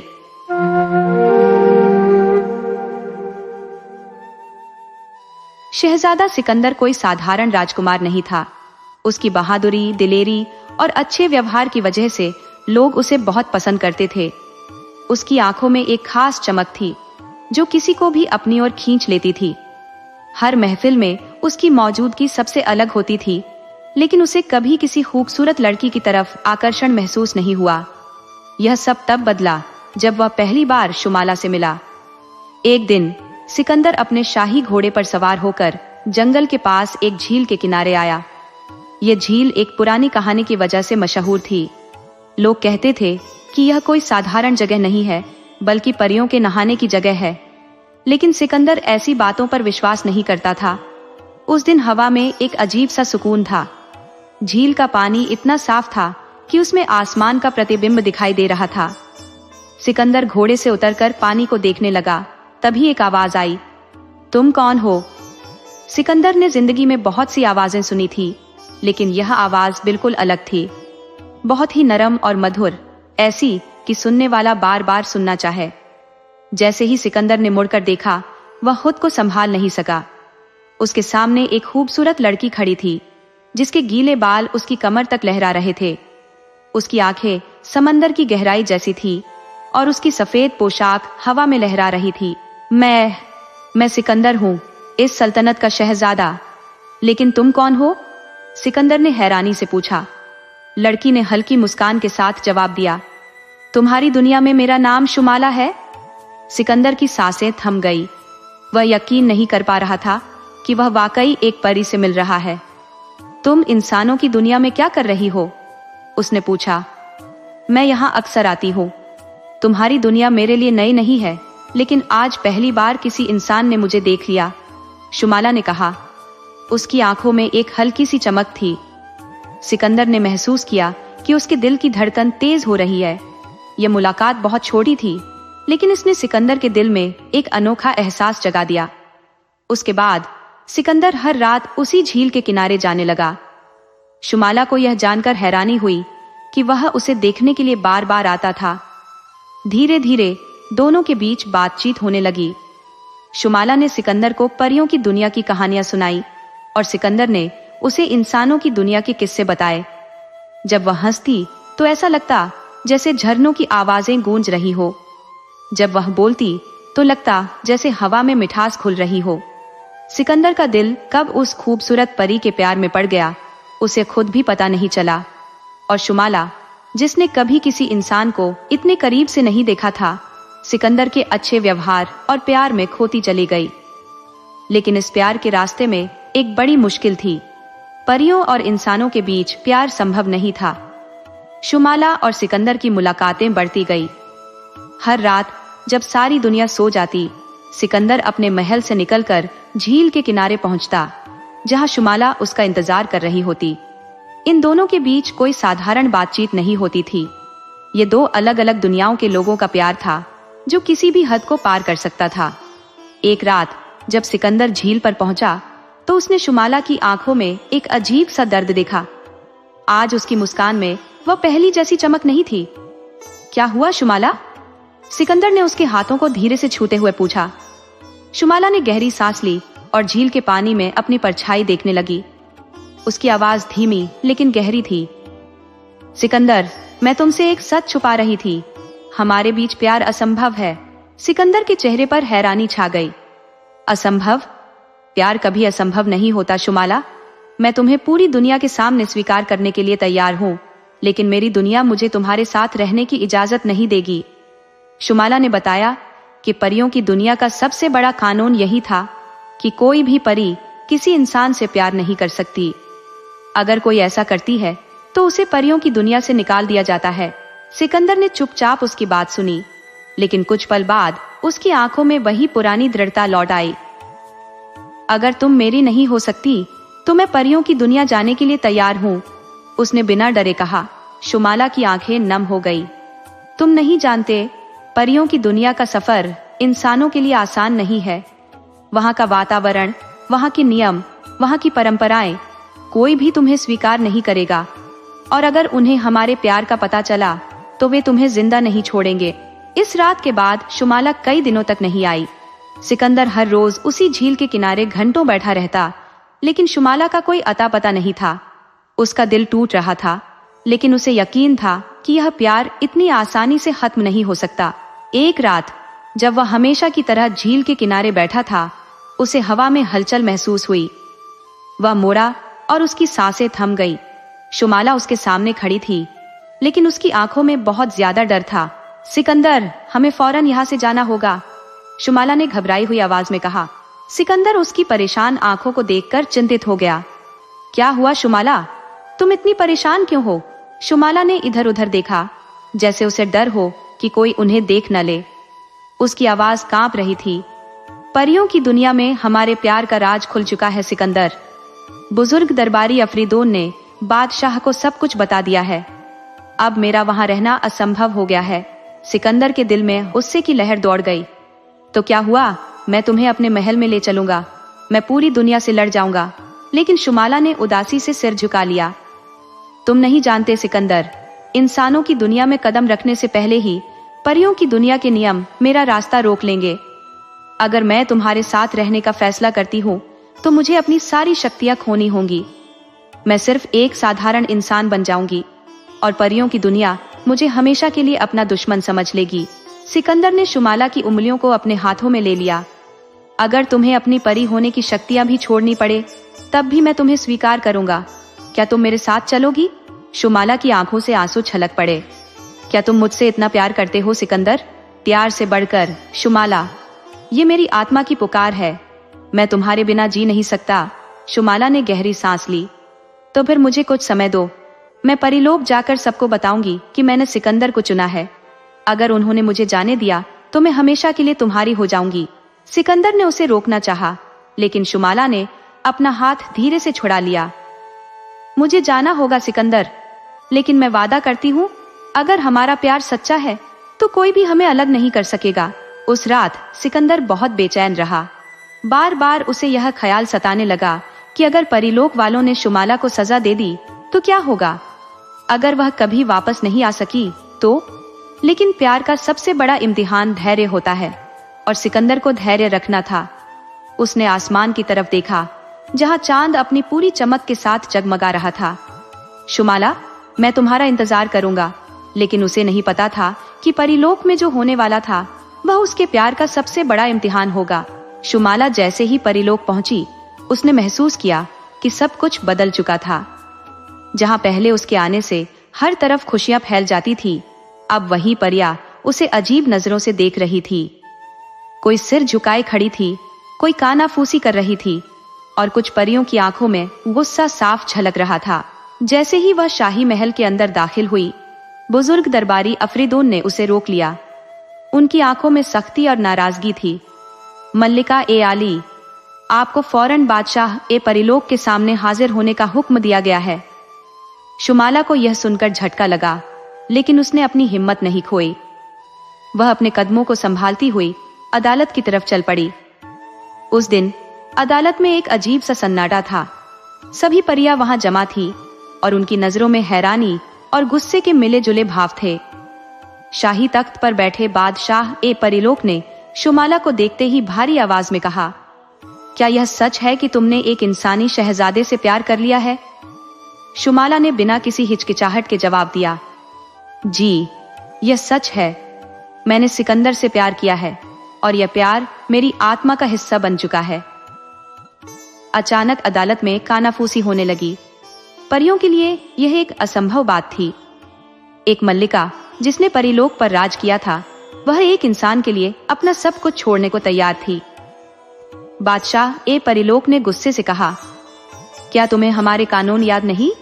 परीलोक की कोई भी परी इंसानों से प्यार नहीं कर सकती। यह एक गंभीर अपराध है। शुमाला की आंखों में आंसू आ गए, लेकिन उसकी आवाज अभी भी मजबूत थी। अगर यह प्यार अपराध है तो मैं इसे स्वीकार करती हूँ, लेकिन मेरा प्यार पवित्र है। मैंने सिकंदर से इश्क किया है, लेकिन कभी परीलोक के नियमों को नुकसान नहीं पहुंचाया। अफरीदून आगे बढ़े और बोले, लेकिन तुम्हारा इस तरह इंसानों की दुनिया में जाना हमारे कानूनों के खिलाफ है। इसकी सजा सिर्फ एक है, या तो तुम अपना प्यार छोड़ दो या फिर परीलोक को हमेशा के लिए छोड़ने के लिए तैयार हो जाओ। ये सुनकर अदालत में खामोशी छा गई। हर कोई शुमाला को देख रहा था। क्या वह परीलोक छोड़ने का फैसला करेगी? क्या वह अपने प्यार के लिए हर हद पार करने को तैयार होगी? शुमाला ने अपनी चमकती हुई आंखों से सबकी तरफ देखा, फिर उसने अपनी आंखें बंद कर ली। उसकी पूरी जिंदगी, उसकी मल्लिकाएं, उसका राज, सब कुछ एक तरफ और सिकंदर का प्यार एक तरफ। उसने गहरी सांस ली, फिर धीमी लेकिन पूरे यकीन के साथ कहा, मैं अपने प्यार को नहीं छोड़ सकती। मैं परीलोक छोड़ने के लिए तैयार हूँ। अचानक परीलोक की हवा में हलचल मच गई। परियां हैरान रह गई। अदालत में कानाफूसी तेज हो गई और बादशाह ए परीलोक की आंखों में मायूसी झलकने लगी। तुम्हें इसका अंजाम मालूम है शुमाला? बादशाह की आवाज धीमी लेकिन भारी थी। जी, मुझे सब मालूम है, लेकिन मेरी आत्मा की किस्मत लिखी जा चुकी है। अब मैं परीलोक की मल्लिका नहीं, बल्कि एक इंसान के इश्क में गिरफ्तार लड़की हूँ, शुमाला ने कहा। बादशाह ए परीलोक ने एक गहरी सांस ली, फिर अपना हाथ उठाया। अचानक हवाओं में एक अजीब सा जादू पैदा होने लगा। शुमाला के शरीर से हल्की हल्की रोशनी निकलने लगी। धीरे धीरे उसकी परी जैसी चमक मिटने लगी। उसके शरीर की रोशनी कम हो गई और फिर वह किसी साधारण इंसानी औरत की तरह लगने लगी। शुमाला अब एक परी नहीं रही, वह इंसानों की तरह बन चुकी थी। अब वह सिकंदर के पास जाने के लिए आजाद थी। लेकिन क्या इंसानी दुनिया उसे उसी तरह स्वीकार करेगी जैसे सिकंदर ने उसके प्यार को स्वीकार किया था? शुमाला ने जैसे ही अपनी आंखें खोली, उसे महसूस हुआ कि वह अब पहले जैसी नहीं रही। उसके शरीर से निकलने वाली चांदनी जैसी रोशनी गायब हो चुकी थी। अब वह हवाओं में नहीं उड़ सकती थी, न ही उसके शरीर में वही परियों वाली हल्की फुर्ती थी। अब वह एक साधारण इंसान की तरह थी, कमजोर, नाजुक और इस दुनिया के नियमों के मुताबिक। सिकंदर उसी झील के किनारे बेचैनी से टहल रहा था। शुमाला उसके पास आई। उसकी आंखों के नीचे हल्की सी लालिमा थी और वह किसी साधारण इंसानी लड़की की तरह कांप रही थी। सिकंदर ने उसे अपने हाथों में संभाला और उसके चेहरे को अपने दोनों हाथों में लेकर पूछा, तुम ठीक तो हो? शुमाला की आंखों में आंसू आ गए। वह धीमी आवाज में बोली, मैं अब परी नहीं रही सिकंदर। मैंने अपनी सल्तनत, अपनी पहचान सब छोड़ दिया, सिर्फ तुम्हारे लिए। सिकंदर ने उसे अपने सीने से लगा लिया। तुम्हें परी होने की जरूरत नहीं शुमाला, मेरे लिए तुम हमेशा मेरी हूर जैसी ही रहोगी। सिकंदर शुमाला को लेकर अपने महल पहुंचा। लेकिन इंसानी दुनिया में एक परी का आना कोई छोटी बात नहीं थी। शाही महल में जैसे ही खबर पहुंची कि शहजादा सिकंदर एक अजनबी लड़की को अपने साथ लाया है, वहां तुरंत कानाफूसी होने लगी। ये लड़की कौन है? कहीं शहजादा इस पर मोहित तो नहीं हो गया? ये कोई जादूगरनी तो नहीं? सिकंदर की माँ मल्लिका नूरजहां को जब यह खबर मिली तो उनके चेहरे पर नाराजगी की रेखाएं उभर आईं। वह अपने खास कमरे में बैठी सोच रही थी, एक अजनबी लड़की जो न हमारे इलाके की है न हमारे खानदान की, सिकंदर इसे यहाँ क्यों लाया है? उनके वजीरों ने उन्हें समझाने की कोशिश की, हुजूर, यह अच्छा नहीं होगा कि शहजादा इस लड़की को अपनी बीवी बनाए। ये कौन है, कहां से आई है, इसका कोई पता नहीं। लेकिन मल्लिका नूरजहां को अपने बेटे पर पूरा भरोसा था। उन्होंने सिर्फ एक आदेश दिया, पहले इस लड़की के बारे में पूरी जानकारी इकट्ठा करो। अगर यह वाकई सिकंदर की मोहब्बत के लायक है तो फिर देखा जाएगा। अब शुमाला के लिए सबसे बड़ा इम्तिहान शुरू होने वाला था। क्या इंसानी दुनिया उसे अपनाएगी? क्या सिकंदर का खानदान उसे स्वीकार करेगा? या फिर यह प्यार इंसानी साजिशों और दुनियावी बाधाओं का शिकार हो जाएगा? शुमाला अब परेलोक की मल्लिका नहीं थी। वह अब एक साधारण इंसानी लड़की की तरह थी, कमजोर, नाजुक और हर उस एहसास से गुजर रही थी जिसका अनुभव उसे पहले कभी नहीं हुआ था। सिकंदर के साथ रहकर उसे सुकून तो था, लेकिन इंसानी दुनिया की साजिशों और परंपराओं से वह अनजान थी। सिकंदर अपने प्यार को किसी से छुपाना नहीं चाहता था। वह चाहता था कि पूरी दुनिया को बताए कि शुमाला सिर्फ उसकी है। लेकिन शाही महल में कदम रखते ही शुमाला ने महसूस किया कि यह दुनिया उससे बहुत अलग है। महल की सख्त और गंदी साजिशें, सिकंदर के दरबारियों की घूरती हुई नजरें और मल्लिका नूरजहां की खामोश निगाहें, ये सब शुमाला के लिए नया था। शाही खानदान की औरतें उसे आलोचनात्मक नजरों से देख रही थी। एक वजीर आजादी ने धीमी आवाज में कहा, कोई बता सकता है कि यह लड़की कहां से आई है? कौन है ये? दूसरी ने जवाब दिया, कहते हैं शहजादा इसे जंगल से लेकर आया है। सुना है ये कोई साधारण लड़की नहीं है, लेकिन जो भी हो शहजादी बनने के काबिल तो नहीं लगती। शाही महल के आलीशान दीवान एक खास में मल्लिका नूरजहां अपने तख्त पर बैठी थी। उनके चेहरे पर गंभीरता थी, लेकिन आंखों में सवाल झलक रहे थे। उनके चारों तरफ वजीर और कनीजें खड़ी थी। सिकंदर ने शुमाला का हाथ पकड़ते हुए कहा, अम्मी जान, ये शुमाला है। मैंने इससे प्यार किया है और मैं इसे अपनी बीवी बनाना चाहता हूँ। महल में एक सन्नाटा छा गया। किसी ने कभी सोचा भी नहीं था कि शाही खानदान का वारिस एक अनजान लड़की को अपने साथ लाएगा। यह खबर मल्लिका नूरजहां तक भी पहुंची। उन्होंने शाही दीवान में शुमाला को बुलाया और सख्त आवाज में पूछा, तुमने हर इम्तिहान में कामयाबी हासिल की, लेकिन हम तुम्हारे अतीत से अब तक अनजान है। तुमने हमें यह नहीं बताया कि तुम्हारा असली संबंध किससे है। शुमाला को इस साजिश का अंदाजा था, लेकिन उसने गुस्से में आने के बजाय शांति से जवाब दिया, मल्लिका आलिया, मैं अपने प्यार के लिए अपनी पहचान छोड़ आई हूँ। मैं सिर्फ सिकंदर के लिए आई हूँ, किसी साजिश के लिए नहीं। सिकंदर को यह बात बहुत बुरी लगी कि लोग शुमाला पर शक कर रहे हैं। उसने गुस्से से दरबारियों की तरफ देखा और कहा, शुमाला का अतीत क्या है, इससे फर्क नहीं पड़ता। वह अब मेरी मोहब्बत और मेरे खानदान का हिस्सा है। अगर कोई यह सोच रहा है कि मैं इस शादी से पीछे हट जाऊंगा तो वह गलत फहमी में है। लेकिन मल्लिका नूरजहां को यह जवाब काफी नहीं लगा। उन्होंने सख्त लहजे में कहा, हमारी सल्तनत में कोई भी रिश्ता इतनी आसानी से नहीं होता। अगर यह सच्चा रिश्ता है तो इसे एक आखिरी इम्तिहान से गुजरना होगा। मल्लिका ने शुमाला को देखा और कहा, तुम्हें शाही कसम खानी होगी कि तुम जो कुछ कह रही हो वह हकीकत है। अगर तुम झूठ बोल रही हो तो यह रिश्ता यहीं खत्म हो जाएगा। महल में सन्नाटा छा गया। अब शुमाला के सामने एक नया इम्तिहान था। क्या वह इस शाही कसम को पूरा कर पाएगी या फिर कोई नई साजिश उसके प्यार को बर्बाद करने की कोशिश करेगी? शुमाला के सामने अब सबसे मुश्किल इम्तिहान था। अगर वह शाही कसम खा लेती तो इसका मतलब था कि उसे इंसानी दुनिया की परंपराओं को पूरी तरह अपनाना होगा। लेकिन अगर उसने कसम से इनकार किया तो यह शादी रुक सकती थी। महल में खामोशी थी। सबकी निगाहें शुमाला पर जमी थी। मल्लिका नूरजहां ने ठहरी हुई आवाज में कहा, शुमाला, अगर तुम सच्ची हो तो इस कसम से डर क्यों रही हो? सिकंदर आगे बढ़ा और शुमाला की तरफ देखकर बोला, तुम्हें किसी कसम की जरूरत नहीं है शुमाला। मैंने तुम्हारी सच्चाई अपनी आंखों से देखी है। लेकिन मल्लिका नूरजहां ने सिकंदर को रोका और कहा, बेटा, शाही खानदान में मोहब्बत से बढ़कर सल्तनत की इज्जत होती है। अगर शुमाला इस घर का हिस्सा बनना चाहती है तो उसे हमारी परंपराओं का सम्मान करना होगा। शुमाला ने गहरी सांस ली। उसने सोचा, मैंने परिलोक से प्यार के लिए सब कुछ छोड़ दिया, तो अब यह इम्तिहान क्यों मुश्किल लगे?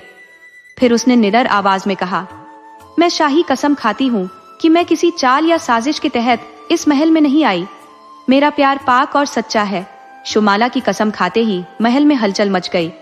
लेकिन तभी एक कनीज घबराई हुई दीवाने खास में दाखिल हुई और चिल्लाई, हुजूर, हमें एक बहुत बड़ी साजिश का पता चला है। सभी दरबारी चौंक गए। मल्लिका नूरजहां ने पूछा, क्या हुआ? कनीज ने कांपते हुए कहा, ये सब वजीर आजम और कुछ बेगमात की साजिश थी। उन्होंने शुमाला के अतीत पर शक डाला। महल में सनसनी फैल गई। सब दरबारी हैरत और गुस्से से वजीर आजम की तरफ देखने लगे।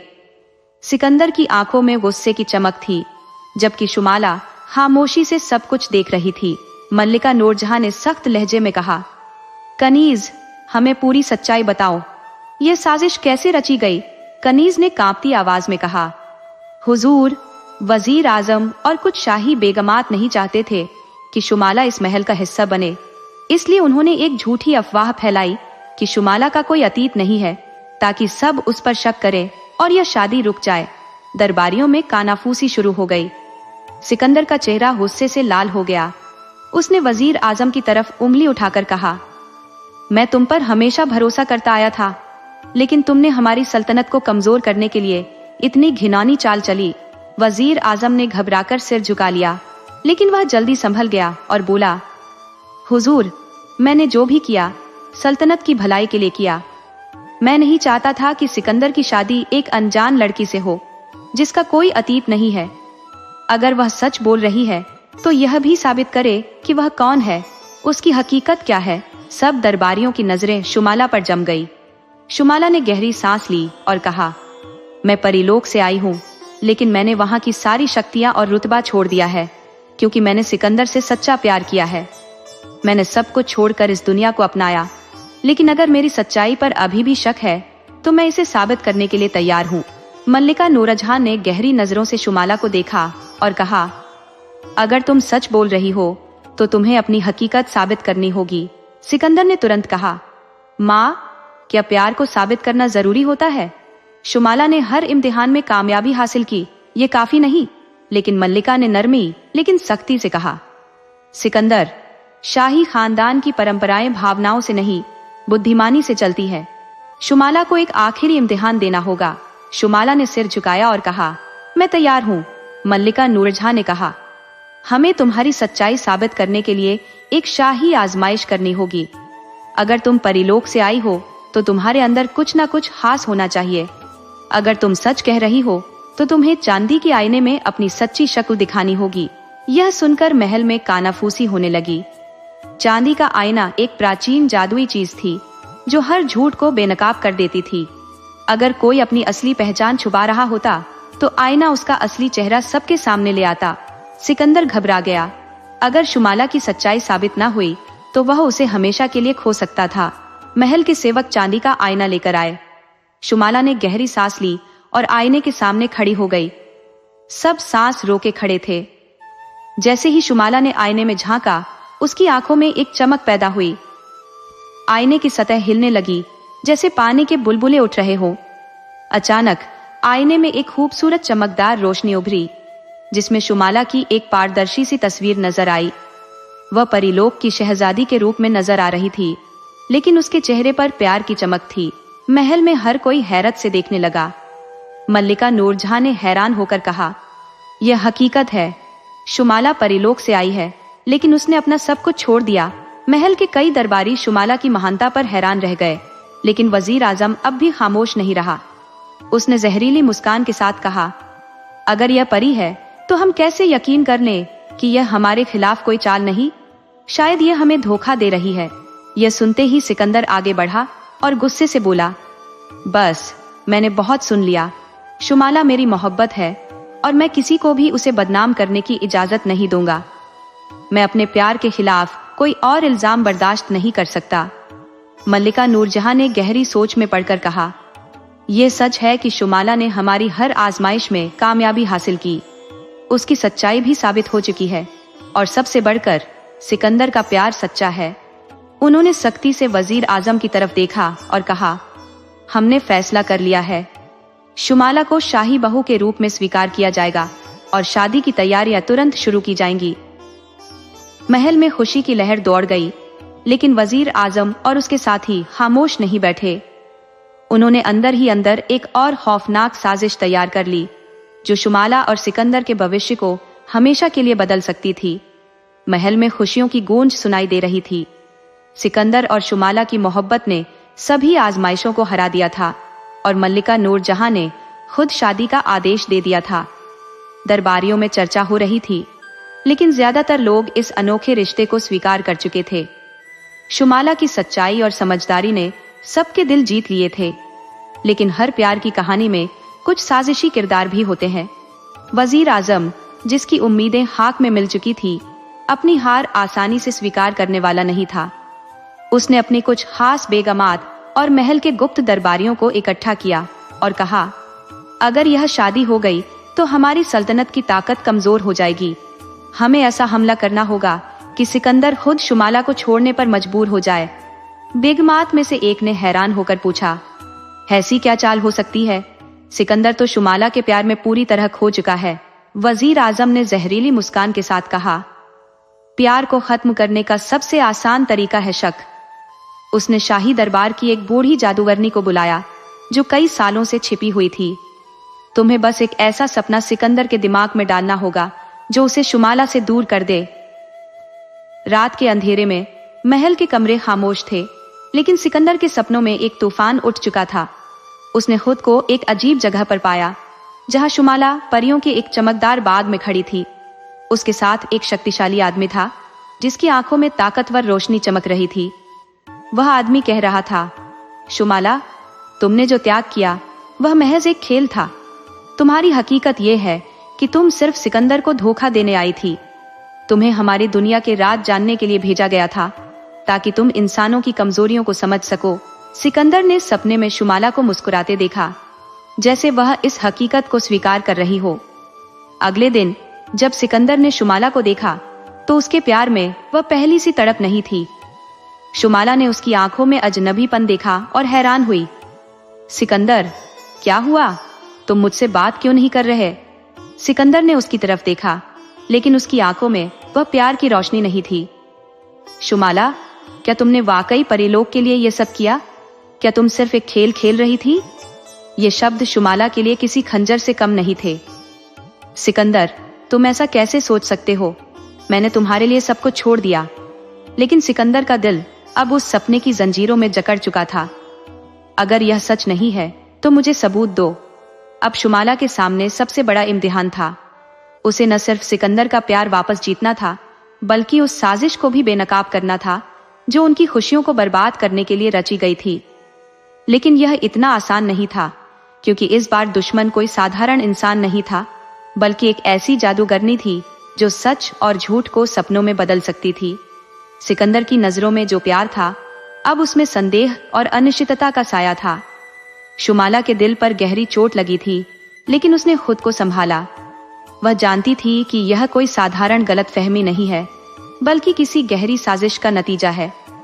वह सिकंदर के करीब आई और धीरे से बोली, सिकंदर, अगर तुम मुझ पर शक कर रहे हो तो मैं साबित करूंगी कि मेरा प्यार सच्चा है। लेकिन मैं यह जरूर जानना चाहूंगी कि तुम्हारा दिल क्यों बदल गया। सिकंदर ने नजरें चुराई, जैसे वह खुद भी उलझा हुआ हो। मैं नहीं जानता, लेकिन मैंने एक सपना देखा, ऐसा सपना जिसमें सब कुछ इतना स्पष्ट था कि मैं उसे झूठ कहने की हिम्मत नहीं कर सकता। शुमाला चौंक गई। सपना? कैसा सपना? सिकंदर ने सपने की पूरी कहानी बताई। शुमाला ने ध्यान से सुना और तुरंत समझ गई कि यह सपना एक जादुई चाल का हिस्सा है। उसने धीरे से कहा, सिकंदर, क्या तुम्हें नहीं लगता कि यह सपना किसी ने जानबूझकर तुम्हें दिखाया है? क्या तुम भूल गए कि मैंने कितनी कुर्बानियां दी है? सिकंदर के दिल में शुमाला के शब्दों ने हलचल मचा दी, लेकिन शक की दीवार अभी पूरी तरह से नहीं टूटी थी। मैं नहीं जानता शुमाला, लेकिन मुझे कुछ समय चाहिए। शुमाला ने अपनी आंखों में आंसू नहीं आने दिए। वह जानती थी कि अगर उसने हिम्मत हार दी तो वह अपना प्यार भी खो देगी। उसने दिल में फैसला किया कि वह इस सपने के पीछे की सच्चाई को जरूर ढूंढेगी। अगले दिन शुमाला ने महल के हर सेवक और दरबारी पर नजर रखना शुरू किया। वह जानती थी कि इस सपने को पैदा करने वाली कोई साधारण ताकत नहीं थी, बल्कि कोई ऐसा था जो सिकंदर की सोच को नियंत्रित करना चाहता था। रात के वक्त जब महल खामोश था, शुमाला ने दरबार के एक अंधेरे कोने में किसी की कानाफूसी सुनी। वह धीरे से दीवार के पीछे छुप गई और सुनने लगी। वजीर आजम की आवाज थी, हमें यह सपना और भी ताकतवर बनाना होगा। सिकंदर के दिल में जब तक शक रहेगा, वह शुमाला को स्वीकार नहीं करेगा। जादूगरनी ने धीमी आवाज में कहा, अगला सपना पहले से ज्यादा खौफनाक होगा। सिकंदर खुद शुमाला से नफरत करने लगेगा। शुमाला के दिल में गुस्से की लहर दौड़ गई, लेकिन उसने खुद को काबू में रखा। उसने तुरंत यह राज सिकंदर को बताने का फैसला किया, लेकिन वह जानती थी कि अगर सिकंदर के सपने जादुई थे तो उन्हें तोड़ने के लिए उसे किसी और ताकत का सहारा लेना होगा। अगली सुबह शुमाला सीधा महल की सबसे बड़ी जादूगरनी शाह बीबी के पास गई, जो सदियों से जादू के खिलाफ लड़ने के लिए मशहूर थी। शाह बीबी ने शुमाला को ध्यान से देखा और कहा, बेटी, सपनों का जादू सबसे खतरनाक होता है। ये दिल और दिमाग को अपनी गिरफ्त में ले लेता है। तुम्हें सिकंदर के दिल में वह रोशनी जगानी होगी जो इस सपने को तोड़ सके। शुमाला ने विनती की, मुझे बताइए, मैं यह कैसे कर सकती हूँ? शाह बीबी ने एक प्राचीन ताबीज निकाला और कहा, यह ताबीज सिकंदर के तकिए के नीचे रख दो, और जब वह सपना देखे तो उसे अपने नाम से पुकारो। अगर उसका प्यार सच्चा है तो यह सपना हमेशा के लिए टूट जाएगा। लेकिन याद रखो, अगर तुम्हारे प्यार में जरा सी भी कमजोरी हुई तो यह सपना हकीकत में बदल सकता है। शुमाला ने मजबूती से ताबीज थामा और रात का इंतजार करने लगी। रात आई और शुमाला चुपके से सिकंदर के कमरे में दाखिल हुई। उसने ताबीज तकिए के नीचे रखा और दुआ मांगी कि सच्चाई की जीत हो। सिकंदर की नींद गहरी हुई और सपना शुरू हुआ। इस बार सपना पहले से भी ज्यादा खौफनाक था। उसने शुमाला को दुश्मनों के साथ देखा, उसे महल के खिलाफ साजिश करते हुए पाया। सिकंदर का दिल धड़क उठा, लेकिन जैसे ही वह गुस्से में बोलने लगा, शुमाला ने धीरे से उसका नाम लिया। सिकंदर, मेरे प्यार को देखो, इन सपनों को नहीं। अचानक सपने में रोशनी फैल गई और सारे झूठ धुएं में उड़ गए। सिकंदर की आंख खुली और उसने शुमाला को अपने करीब पाया। तुमने मेरे सपने को तोड़ दिया, ये सब जादू था। शुमाला ने आंखों में आंसू लिए कहा, सिकंदर, मैंने कहा था ना कि मेरा प्यार सच्चा है। तुम्हें सिर्फ अपनी आंखों से देखने की जरूरत थी। सिकंदर का दिल शर्मिंदगी से भर गया। उसने शुमाला का हाथ थाम लिया। शुमाला, मैंने तुम पर शक करके बहुत बड़ी गलती की। मैं हमेशा तुम्हारे साथ रहूंगा। लेकिन यह कहानी यहाँ खत्म नहीं हुई थी, क्योंकि महल में एक और तूफान आने वाला था, जो शुमाला और सिकंदर के प्यार को एक नए इम्तिहान में डालने वाला था। महल की दीवारों में कानाफूसी गूंजने लगी कि सिकंदर का दिल दोबारा शुमाला की तरफ झुक चुका है। वजीर आजम और साजिशी बेगमात के चेहरों पर बेचैनी के निशान थे। वे जानते थे कि अगर शुमाला इस इम्तिहान में कामयाब हो गई तो उनकी सारी साजिशें नाकाम हो जाएंगी, लेकिन उन्होंने हार मानने का इरादा नहीं किया था। रात के साए गहरे हो रहे थे जब वजीर आजम गुप्त तहखाने में पहुंचा, जहां जादूगरनी पहले से मौजूद थी। उसने गुस्से से कहा, शुमाला ने तुम्हारे सपनों के जादू को तोड़ दिया। अब हमें ऐसा हमला करना होगा जिसका कोई तोड़ ना हो। जादूगरनी मुस्कुराई। उसके हाथ में एक काली शीशी थी। इसमें एक ऐसा जहर है जो नजर नहीं आता, लेकिन पीने वाले के दिल में नफरत भर देता है। जादूगरनी ने कानाफूसी की। अगर सिकंदर ने यह जहर पी लिया तो वह हमेशा के लिए शुमाला से नफरत करेगा। अगले दिन महल में दावत का आयोजन था। शाही मेहमानों के साथ सिकंदर और शुमाला को भी खास जगहों पर बिठाया गया। मल्लिका नूरजहां की आंखों में खुशी थी कि सिकंदर ने अपना फैसला कर लिया था, लेकिन किसी को पता नहीं था कि एक खतरा उनके सिर पर मंडरा रहा है। वजीर आजम ने खुद सिकंदर के लिए प्याला भरा और अपने खास गुलाम को इशारा किया। गुलाम ने प्याला धीरे से मेज पर रखा और चुपचाप पीछे हट गया। जैसे ही सिकंदर ने प्याला होठों तक पहुंचाया, शुमाला ने अचानक एक अजीब सा एहसास किया। उसका दिल जोर जोर से धड़कने लगा। एक अनजान डर ने उसे जकड़ लिया। उसने सिकंदर के हाथ को पकड़ लिया और कहा, सिकंदर, ये प्याला मत पियो। सिकंदर ने हैरत से शुमाला को देखा। शुमाला, क्या हुआ? ये तो साधारण पेय है। शुमाला ने घबराकर प्याले को सूंघा, लेकिन जहर की कोई गंध नहीं थी। तभी शाह बीबी, जो सब कुछ चुपचाप देख रही थी, धीरे से बोली, बेटी, तुम्हारे दिल ने तुम्हें सही रास्ता दिखाया है। अगर तुम्हें लगता है कि यह खतरनाक है तो इसे रोकना होगा। शुमाला ने प्याला मेज पर रख दिया और मल्लिका नूरजहां की तरफ मुड़कर कहा, मल्लिका आलिया, क्या आप इजाजत देंगी कि मैं इस प्याले की सच्चाई जांच सकूं? मल्लिका नूरजहां ने गहरी नजर से सबको देखा, फिर सिर हिला दिया। शुमाला ने वह प्याला शाह बीबी की तरफ बढ़ाया, जो महल की सबसे समझदार महिला थी। उन्होंने प्याले के ऊपर कुछ खास मंत्र पढ़े और देखते ही देखते प्याले का रंग काला होने लगा। महल में सनसनी फैल गई। वजीर आजम के चेहरे का रंग उड़ गया, लेकिन वह खुद को संभाल कर बोला, यह जादू कैसे हो सकता है? शायद यह किसी और वजह से हुआ हो। शाह बीबी ने सख्ती से कहा, यह जहर था जो नजर नहीं आता, लेकिन पीने वाले के दिल में नफरत पैदा कर देता है। अगर सिकंदर ने यह पी लिया होता तो वह हमेशा के लिए अपनी मोहब्बत को भूल जाता। महल में भारी खामोशी छा गई। सिकंदर ने सख्ती से वजीर आजम को देखा। क्या तुम मुझे अपनी ही मोहब्बत के खिलाफ करने की कोशिश कर रहे थे? वजीर आजम के माथे पर पसीना आ गया। वह जानता था कि अगर इस वक्त उसने कोई गलती की तो वह हमेशा के लिए महल से निकाल दिया जाएगा। उसने जल्दी से कहा, शहजादे, मैंने कुछ नहीं किया। शायद यह किसी और ने किया हो। लेकिन शुमाला जानती थी कि सच्चाई का वक्त आ चुका है। उसने आगे बढ़कर कहा, मल्लिका आलिया, ये वक्त फैसला लेने का है। अगर आज सिकंदर पर हमला हो सकता है तो कल आप पर भी हो सकता है। मल्लिका नूरजहां की आंखों में आग सी भड़क उठी। उन्होंने दरबारी सिपाहियों को आदेश दिया कि वजीर आजम को गिरफ्तार कर लिया जाए और इस साजिश की जड़ तक पहुंचा जाए। जैसे ही सिपाहियों ने वजीर आजम को पकड़ा, एक बेगम चीख उठी, मैंने यह सब सिकंदर को शुमाला से दूर करने के लिए किया था। हमें डर था कि एक अनजान लड़की हमारी सल्तनत की बहू बनेगी, लेकिन हमें नहीं पता था कि वह इतनी बहादुर होगी। महल में हलचल मच गई, लेकिन अब सब जान चुके थे कि शुमाला की मोहब्बत, बहादुरी और समझदारी ने उसे हर इम्तिहान में कामयाब कर दिया था।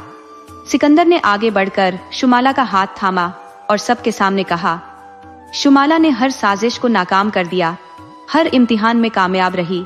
अब कोई शक नहीं कि वही मेरी दुल्हन बनेगी। महल में खुशियों की गूंज सुनाई देने लगी। मल्लिका नूरजहां ने मुस्कुराकर कहा, आज से शुमाला हमारी बहू है और हमारी सल्तनत का हिस्सा है। लेकिन शुमाला के दिल में एक और सवाल था। अगर वजीर आजम ने यह सब किया था तो क्या वह अकेला था, या महल में अभी भी कोई ऐसा था जो अंधेरे में अपनी अगली साजिश तैयार कर रहा था? महल में खुशियों का माहौल था, लेकिन शुमाला के दिल में एक अजीब सी बेचैनी थी। वह जानती थी कि वजीर आजम की साजिश नाकाम हो चुकी थी, लेकिन क्या खतरा वाकई खत्म हो गया था? सिकंदर के हाथों में हाथ दिए वह सोच रही थी कि कहीं अंधेरे में कोई और दुश्मन छुपा तो नहीं जो अभी तक सामने नहीं आया। रात का पहर गहरा हो चुका था जब शुमाला महल के बाग में अकेली टहल रही थी। ठंडी हवा के झोंकों में एक कानाफूसी मिल गई। किसी ने धीरे से कहा, तुम जीत तो गई हो, लेकिन यह जीत अस्थाई है। शुमाला चौंक गई। उसने फौरन पलट कर देखा, लेकिन बाग में कोई नहीं था। वह समझ गई कि यह कोई संयोग नहीं है, बल्कि किसी ने जानबूझकर ये शब्द कहे हैं। लेकिन कौन? अगली सुबह सिकंदर और शुमाला की शादी की तैयारियों का आगाज हो गया। महल में हर तरफ चमक दमक थी। बाजे बज रहे थे और मेहमानों का स्वागत किया जा रहा था। लेकिन दरबारियों में से कुछ के चेहरों पर अब भी खटक थी, खास तौर पर कुछ शाही बेगमात जो अब भी इस शादी के पक्ष में नहीं थी। वे जानती थी कि अगर शुमाला मल्लिका बन गई तो उनकी ताकत कम हो जाएगी। शाही गहनों और कपड़ों की तैयारी के दौरान शुमाला के कमरे में एक पुराना सेवक आया। वह सिर झुकाए बोला, बीबी, मैं आपसे एक जरूरी बात करना चाहता हूँ। शुमाला ने सेवक को ध्यान से देखा।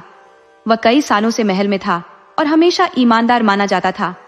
शुमाला ने कहा, कहो, क्या बात है? सेवक ने धीरे से कहा, शहजादी, आपको इस शादी से पहले एक राज जानना होगा। वजीर आजम अकेला नहीं था। जो असली साजिश कर रहा है वह अभी तक सामने नहीं आया। शुमाला ने हैरत से कहा, कौन? सेवक ने इधर उधर देखा जैसे किसी का डर हो, फिर बोला, मल्लिका नूरजहां के सबसे करीबी साथियों में से कोई है जो नहीं चाहता कि आप सिकंदर की बीवी बने, लेकिन वह इतना चालाक है कि उसने खुद को अभी तक जाहिर नहीं किया। शुमाला ने गहरी सांस ली। उसने फैसला कर लिया कि वह किसी भी कीमत पर सच का पता लगाकर रहेगी। अगली रात महल में एक खास दावत रखी गई थी, जहां सभी महत्वपूर्ण दरबारी और शाही मेहमान मौजूद थे। इस दौरान शुमाला ने महल की सबसे पुरानी और राजदार नौकरानी बीबी जैनब से बात की। बीबी जैनब ने कानाफूसी में कहा, बेटी, मैंने अपनी जिंदगी में कई साजिशें देखी हैं। जो लोग सामने दुश्मन नजर आते हैं वे असली दुश्मन नहीं होते। हमेशा वही नुकसान पहुंचाता है जो करीब होता है। शुमाला ने सोचा, क्या यह वजीर आजम से ज्यादा ताकतवर कोई और था? क्या वह शख्स महल के अंदर ही छुपा था? उधर सिकंदर भी महसूस कर रहा था कि कोई साजिश अब भी जारी है। उसने अपने खास मुहाफिज को बुलाया और कहा, महल की हर चीज पर नजर रखो। अगर किसी को किसी गुप्त बैठक में जाते देखो तो तुरंत मुझे खबर दो। अगले दिन एक हैरान करने वाला वाकया हुआ। सिकंदर के खास मुहाफिज ने उसे सूचना दी कि एक गुप्त कमरे में रात को कुछ लोग जमा होते हैं। सिकंदर और शुमाला ने फैसला किया कि वे खुद इस राज से पर्दा उठाएंगे। रात के वक्त जब सारा महल सो रहा था, सिकंदर और शुमाला धीरे धीरे उस गुप्त कमरे की तरफ बढ़े। वहां से कानाफूसी आ रही थी। एक भारी आवाज कह रही थी, हमने वजीर आजम को कुर्बान कर दिया, लेकिन अब भी शुमाला महल में है। अगर यह शादी हो गई तो हमारी सारी ताकत खत्म हो जाएगी। शुमाला और सिकंदर ने हैरत से दरवाजे की दरार से झांका। वे देखकर दंग रह गए कि यह साजिश महल के एक महत्वपूर्ण दरबारी वजीर सल्तनत के दिमाग की उपज थी। सिकंदर ने गुस्से से दरवाजा खोल दिया। ये क्या हो रहा है? सब चौंक गए। वजीर सल्तनत के चेहरे पर हल्की सी मुस्कान आई। शहजादे, मुझे पता था कि तुम यहाँ आओगे, लेकिन सवाल ये है कि क्या तुम अपनी माँ के खिलाफ जा सकते हो? सिकंदर ने चौंक कर कहा, मेरी माँ? वजीर ने धीरे से कहा, मल्लिका नूरजहां नहीं चाहती कि यह शादी हो। वह चाहती है कि तुम्हारी शादी किसी और बड़ी सल्तनत की शहजादी से हो। मैं तो बस उनकी इच्छा का पालन कर रहा हूँ। सिकंदर ने हैरत और गुस्से से कहा, यह झूठ है। वजीर ने मुस्कुराकर कहा, अगर झूठ है तो जाकर अपनी माँ से पूछ लो। सिकंदर का दिल कांप गया। क्या वाकई उसकी माँ इस शादी के खिलाफ थी? शुमाला ने सिकंदर की तरफ देखा। हमें सच जानना होगा। सिकंदर और शुमाला सीधे मल्लिका नूरजहां के पास पहुंचे। सिकंदर ने कहा, माँ, क्या यह सच है कि आप नहीं चाहती कि मेरी शादी शुमाला से हो? मल्लिका नूरजहां के चेहरे पर एक पल के लिए गंभीरता आई। फिर वे बोली, बेटा, मैं तुम्हें बताना चाहती थी, लेकिन समय नहीं मिला। यह सच है कि मैं चाहती थी कि तुम्हारी शादी किसी बड़ी सल्तनत की शहजादी से हो, लेकिन सिकंदर ने बीच में ही पूछा, लेकिन वजीर सल्तनत ये सब क्यों कर रहा है? मल्लिका नूरजहां की आंखों में आग सी भड़क उठी, क्योंकि वह अपनी ताकत बचाने के लिए कुछ भी कर सकता है। उन्होंने तुरंत सिपाहियों को आदेश दिया कि वजीर सल्तनत को गिरफ्तार किया जाए। जैसे ही सिपाही अंदर आए, वजीर ने एक खंजर निकाला और शुमाला की तरफ बढ़ा। अगर मैं नाकाम हुआ तो तुम भी जिंदा नहीं रहोगी। लेकिन शुमाला तैयार थी। उसने जल्दी से एक मशाल उठाई और वजीर के हाथ पर दे मारी। वह चीख उठा और तभी सिपाहियों ने उसे काबू कर लिया। महल में यह ऐलान कर दिया गया कि वजीर सल्तनत एक साजिश करता था और उसे कड़ी सजा दी जाएगी। मल्लिका नूरजहां ने सिकंदर और शुमाला को देखकर कहा, अब कोई साजिश बाकी नहीं रही। मैं आज ऐलान करती हूँ कि कल तुम दोनों की शादी होगी। शुमाला और सिकंदर ने एक दूसरे को देखा। अब कोई साजिश, कोई दुश्मन उनके प्यार के बीच नहीं था। लेकिन क्या वाकई सब कुछ खत्म हो चुका था, या किस्मत उनके लिए कोई और इम्तिहान लेकर आ रही थी?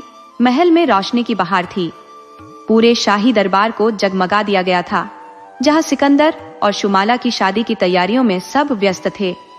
मल्लिका नूरजहां ने अपनी मौजूदगी से साबित कर दिया था कि अब वे खुद इस शादी का समर्थन कर रही हैं। लेकिन सिकंदर और शुमाला के दिल में एक अजीब सा एहसास था। क्या वाकई यह साजिशें खत्म हो चुकी थी, या अभी भी कोई छुपा हुआ दुश्मन बाकी था? शाही मेहमानों के खाने में हर खास और आम व्यक्ति जमा था। सिकंदर और शुमाला के प्यार का चर्चा पूरे देश में हो चुका था। लेकिन शुमाला के दिल में अब भी एक अजीब सी बेचैनी थी। उसे ऐसा लग रहा था जैसे कोई साया अभी भी इस खुशी के पल पर छाया हुआ है। सिकंदर ने उसके चेहरे की परेशानी भांप ली और धीरे से उसका हाथ थामकर कहा, हमने हर मुश्किल को पार कर लिया है। अब कुछ भी हमें एक दूसरे से जुदा नहीं कर सकता। शादी का आगाज हुआ। काजी ने सिकंदर से सवाल किया, क्या आपको शुमाला बिनते नामालूम से शादी कबूल है? सिकंदर ने मुस्कुराकर कहा, कबूल है। यह शब्द सुनते ही महल में खुशी की लहर दौड़ गई। लेकिन जैसे ही काजी ने शुमाला से शादी की रजामंदी पूछी, एक जोरदार आवाज गूंजी। महल के दरवाजे जोर से खुले और एक आदमी अंदर दाखिल हुआ। वह एक लंबा कद का आदमी था, जिसकी आंखों में एक अजीब सी दहशत थी। वह सीधा मल्लिका नूरजहां के कदमों में झुक गया और बोला, महान मल्लिका, मैंने आपकी सल्तनत के एक बहुत बड़े राज को उजागर किया है। मल्लिका ने हैरत से उसे देखा और कहा, कौन सा राज? वह आदमी बोला, शुमाला इंसान नहीं है। महल में खामोशी छा गई। शुमाला का दिल धड़कने लगा। सिकंदर ने गुस्से से कहा, यह झूठ है। लेकिन वह आदमी बोला, यह सच है। मैंने उसकी असलियत अपनी आंखों से देखी है। यह साधारण इंसान नहीं, बल्कि एक दूसरी दुनिया की प्राणी है, जो सिर्फ इंसानों के बीच रहने के लिए यहाँ आई है। मल्लिका नूरजहां ने गहरी नजर से शुमाला को देखा। क्या यह सच है? शुमाला खामोश रही। वह जानती थी कि अगर उसने झूठ बोला तो उसके प्यार की पवित्रता पर सवाल उठेगा, और अगर सच बोलेगी तो शायद यह शादी कभी ना हो पाए। उसने सिकंदर की तरफ देखा, जो अपनी माँ की तरफ मुड़ा और कहा, अगर शुमाला इंसान नहीं है तो क्या फर्क पड़ता है? उसका प्यार सच्चा है और मैं उसके बिना नहीं रह सकता। मल्लिका नूरजहां ने कहा, लेकिन एक गैर इंसानी प्राणी हमारी सल्तनत की मल्लिका कैसे बन सकती है? शुमाला ने आखिरकार आगे बढ़कर कहा, मैं अपनी दुनिया छोड़कर आई हूँ, अपनी हकीकत को पीछे छोड़कर आई हूँ। मैंने अपनी सारी शक्तियां कुर्बान कर दी ताकि मैं सिकंदर के साथ रह सकूं। मैं आज भी वही शुमाला हूँ जिससे सिकंदर ने प्यार किया है। महल में मौजूद लोगों के चेहरों पर हैरानी थी, लेकिन सिकंदर ने मजबूती से कहा, प्यार किसी दुनिया या जाति का मोहताज नहीं होता। अगर मेरी माँ को लगता है कि शुमाला हमारी सल्तनत की मल्लिका नहीं बन सकती, तो मैं अपनी सल्तनत छोड़ दूंगा। ये सुनकर दरबारी चौंक गए। क्या सिकंदर वाकई अपनी सल्तनत छोड़ सकता था? मल्लिका नूरजहां गहरी सोच में पड़ गई। वे अपनी सल्तनत को कमजोर नहीं करना चाहती थी, लेकिन उन्हें पहली बार अपने बेटे के प्यार की गहराई का अंदाजा हुआ। उन्होंने धीरे से कहा, अगर शुमाला ने वाकई अपनी दुनिया छोड़ दी है और तुम्हारे साथ रहने का फैसला किया है, तो मुझे कोई आपत्ति नहीं है। मैं अपनी सल्तनत से ज्यादा तुम्हारी खुशी को महत्व दूंगी। यह सुनकर सिकंदर ने राहत की सांस ली। काजी ने दोबारा शुमाला से पूछा, क्या आपको सिकंदर बिन नूरजहां से शादी कबूल है? शुमाला ने नम आंखों से मुस्कुराकर कहा, कबूल है। महल खुशियों से गूंज उठा, लेकिन जैसे ही काजी ने शादी मुकम्मल करने का ऐलान किया, वह आदमी जिसने शुमाला पर आरोप लगाया था जोर से हंसा और बोला, यह शादी पूरी हो सकती है, लेकिन यह प्यार ज्यादा देर तक नहीं चलेगा, क्योंकि एक दिन शुमाला की असली हकीकत उसे वापस बुला लेगी। ये कहकर वह गायब हो गया, जैसे कभी था ही नहीं। शुमाला ने सिकंदर का हाथ मजबूती से थामा। उसकी आंखों में एक फैसला था, चाहे कुछ भी हो जाए, वह सिकंदर का साथ कभी नहीं छोड़ेगी। और सिकंदर ने भी उसे यकीन दिलाया कि वह हर हाल में उसका साथ देगा। यह प्यार आसान नहीं था, लेकिन यह सच्चा था, और यही सच्चाई हर साजिश, हर दुश्मन और हर मुश्किल को हरा देगी।